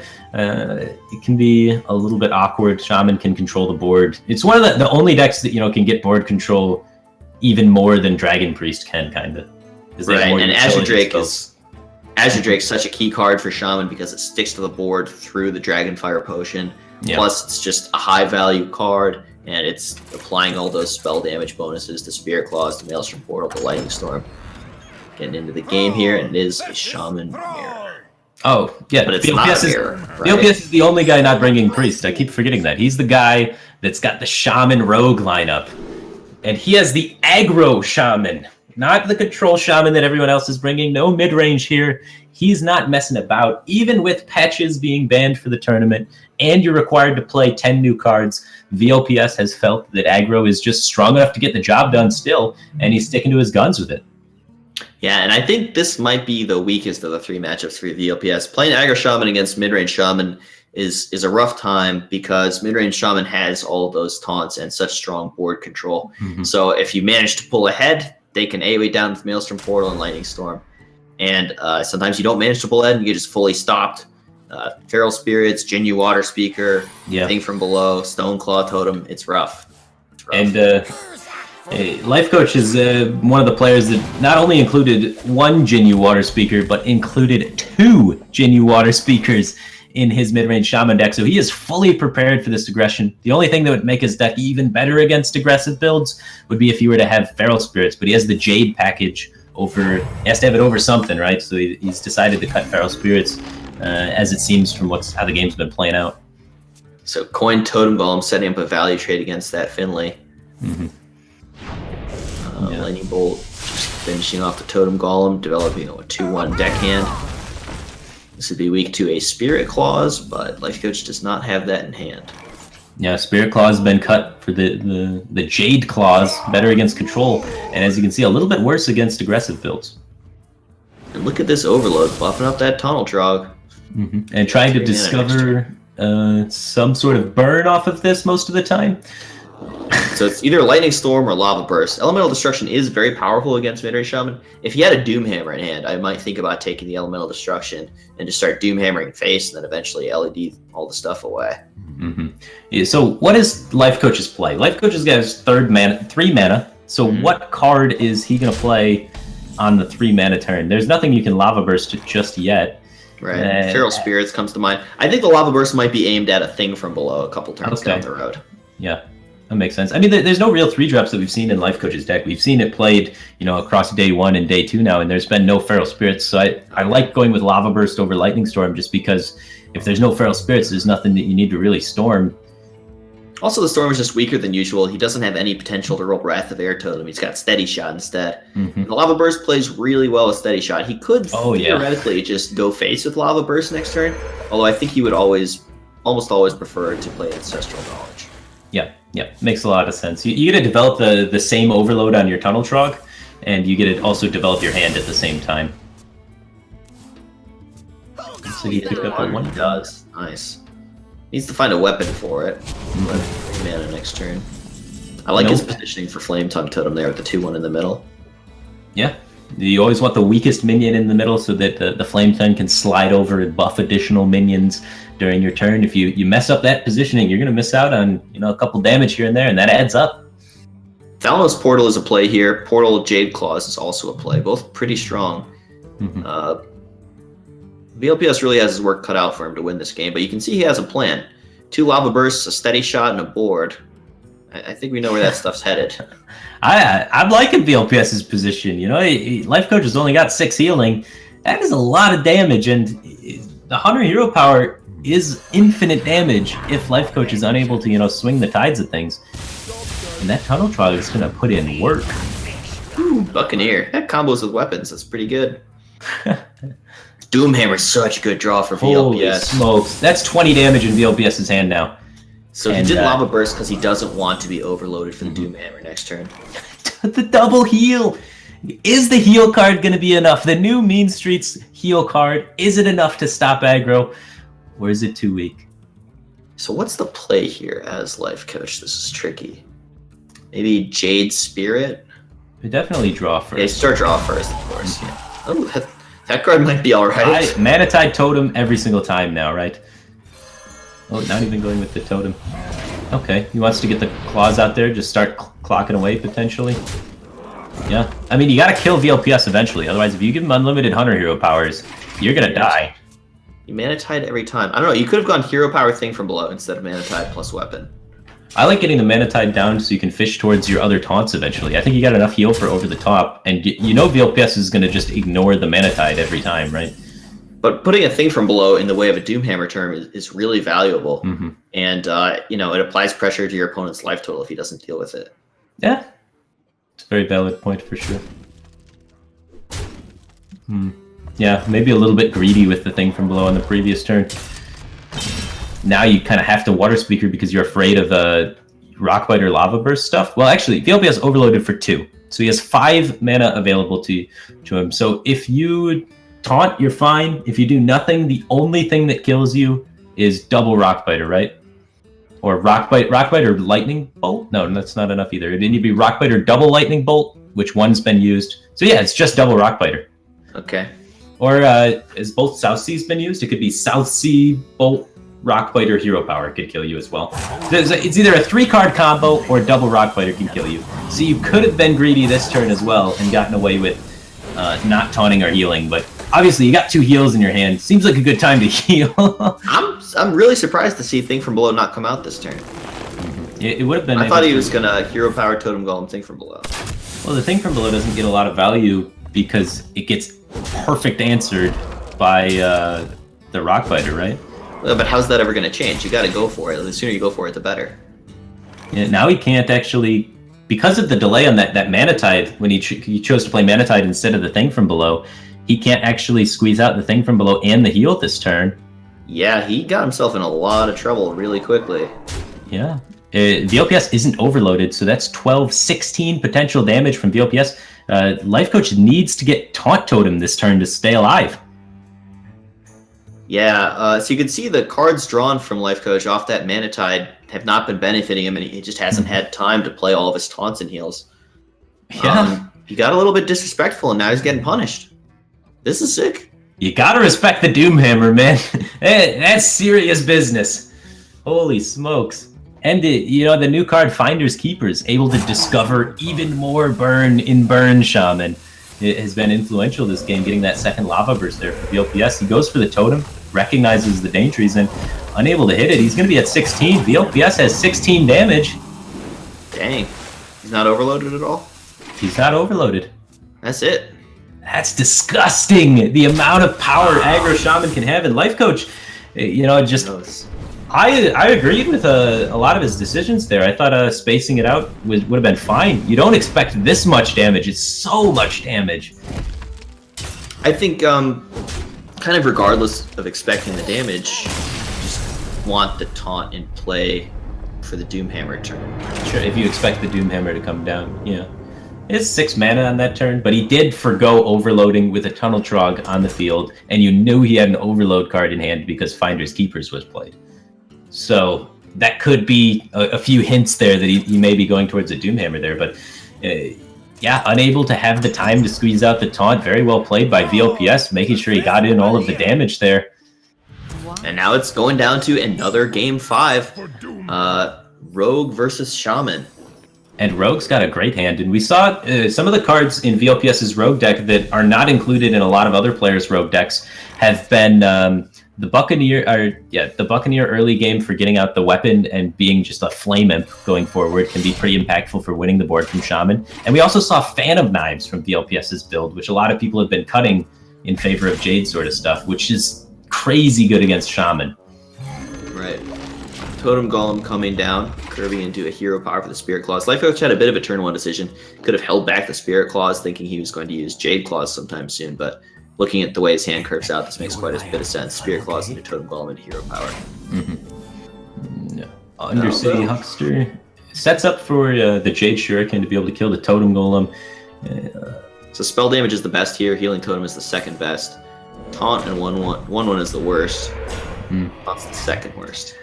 Do you ever consider maybe just going for Maelstrom Portal plus Swing just to be able to get weapon charges out of your hand? He's got 2 Jade Claws that he needs to develop a little bit later on, and he's got 3 charges to the Spirit Claws still.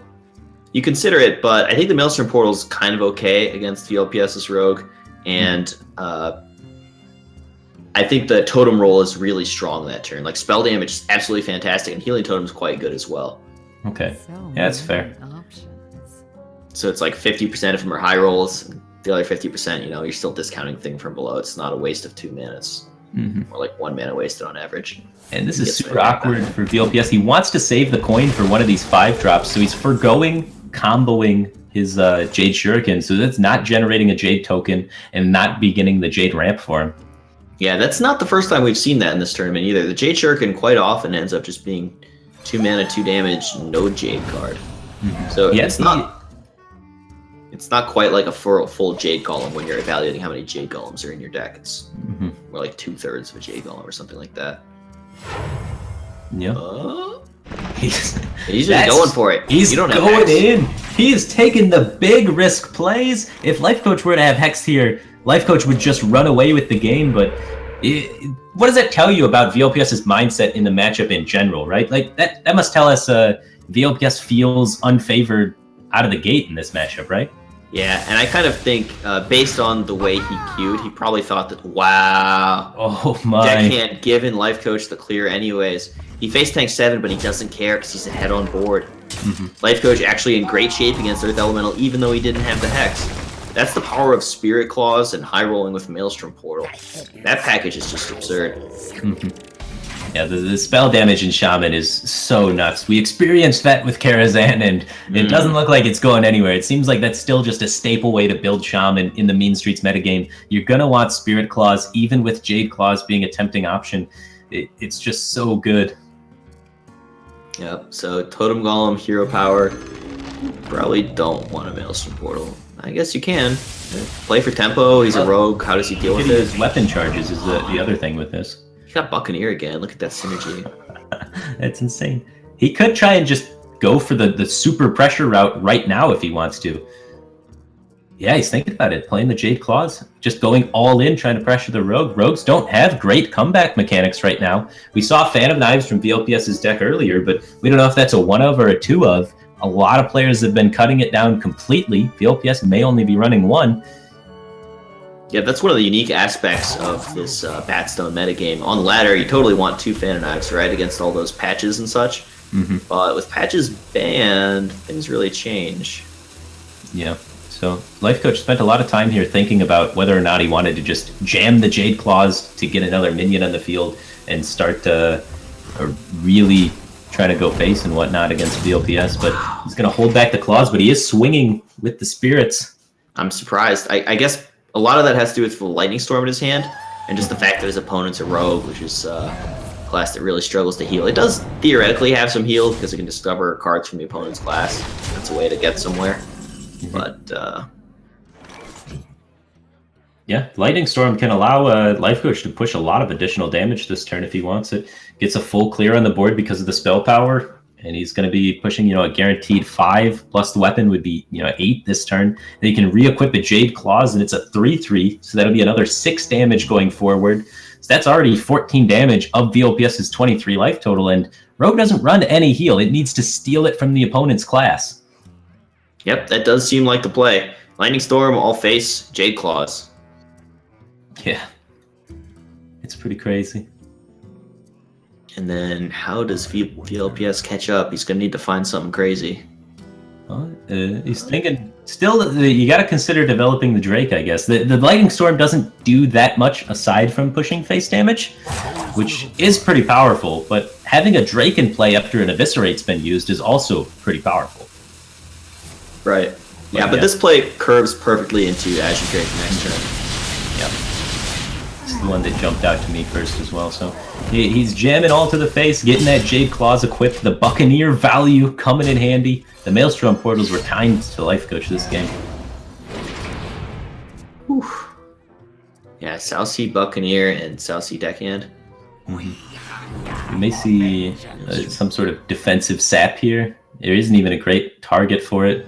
If you kill the 2/1 with the SI, you could defensively sap the Jade token that's a 2/2, but no, he wants to just develop his own Jade minion, get the Swarmer out there.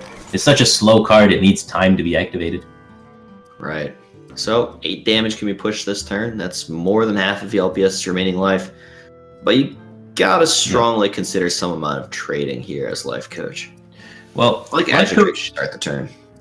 If he pushes all of the damage face this turn, he does have the ability to lethal VLPS with just weapon damage. He has... It's going to take 4 turns of swinging the weapon damage, but it's a lot of damage. Yeah, clearing the 3/3. It's just pretty good in general Hearthstone principles. Clearing the Thalnos, yeah, protects your South Sea Buccaneer a bit, makes him dagger up to get to it.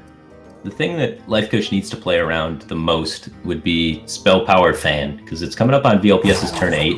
He could easily, Azure Drake Fan. So as long as he trades in such a way to help set up for that, I think he's going to be in a great position.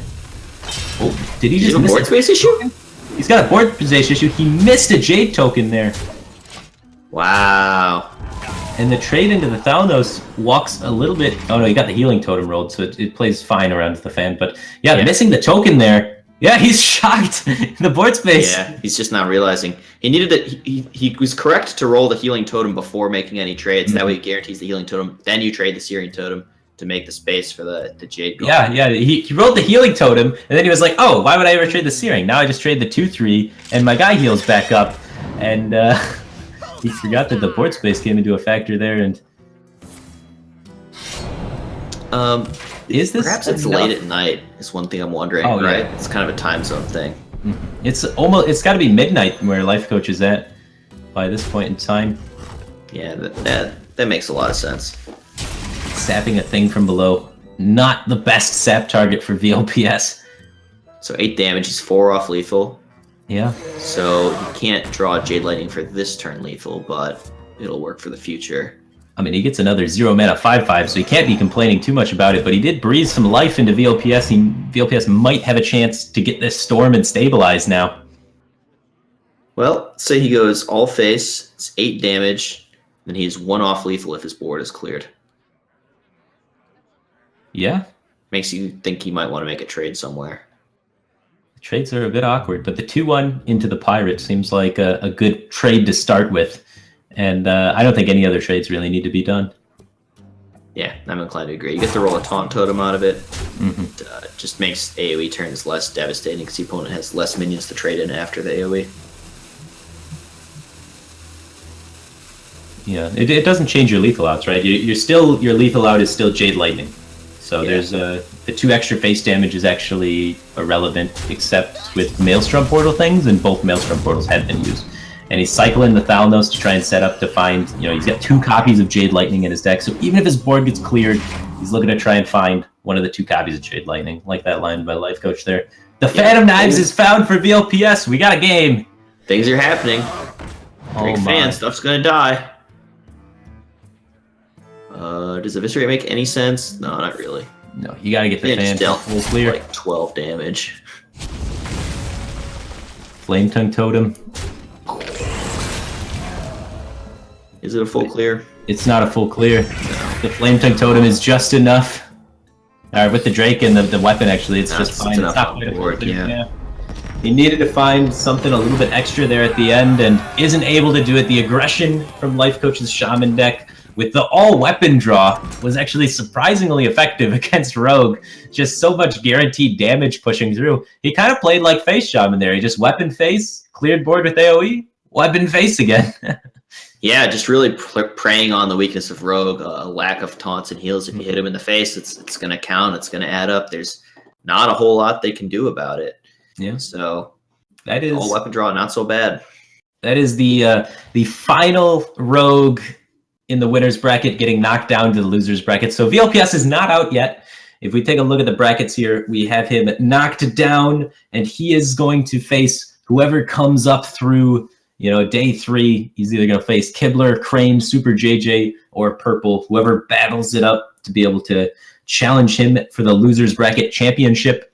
And then the winner between VLPS and Challenger will go on to battle Life Coach in the finals. So VLPS not out of it yet. Life Coach advances to the finals.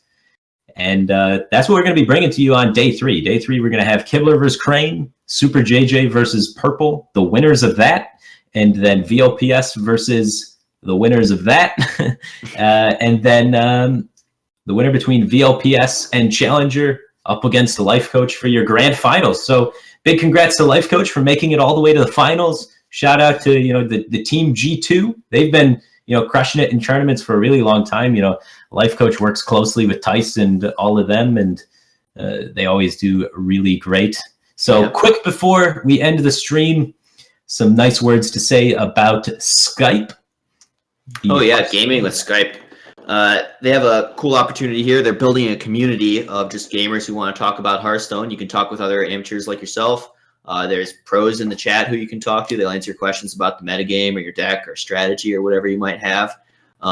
Additionally, for being in the channel, you have the opportunity to win free coaching from pros like Frozen and StrifeCro. And also, they're giving away a gaming laptop. So log into Skype, add as a contact gaming with Skype, and it's an awesome deal. Bunch of free stuff. And not only is this tournament brought to you by the Skype Hearthstone Academy, but this tournament is also presented by Amazon Coins, which they try and get you Hearthstone packs at a reduced cost. You get more legendaries per dollars, which is a great deal if you're looking to try and finish out your collection and try and go pro and join us here on BatStone one day. So look for opportunities like that. And anyway, guys, I appreciate everyone showing up for day 2 of BatStone. More action coming to you guys on day 3. But that's all we have today for the broadcast. Thanks, everybody, and have a good night.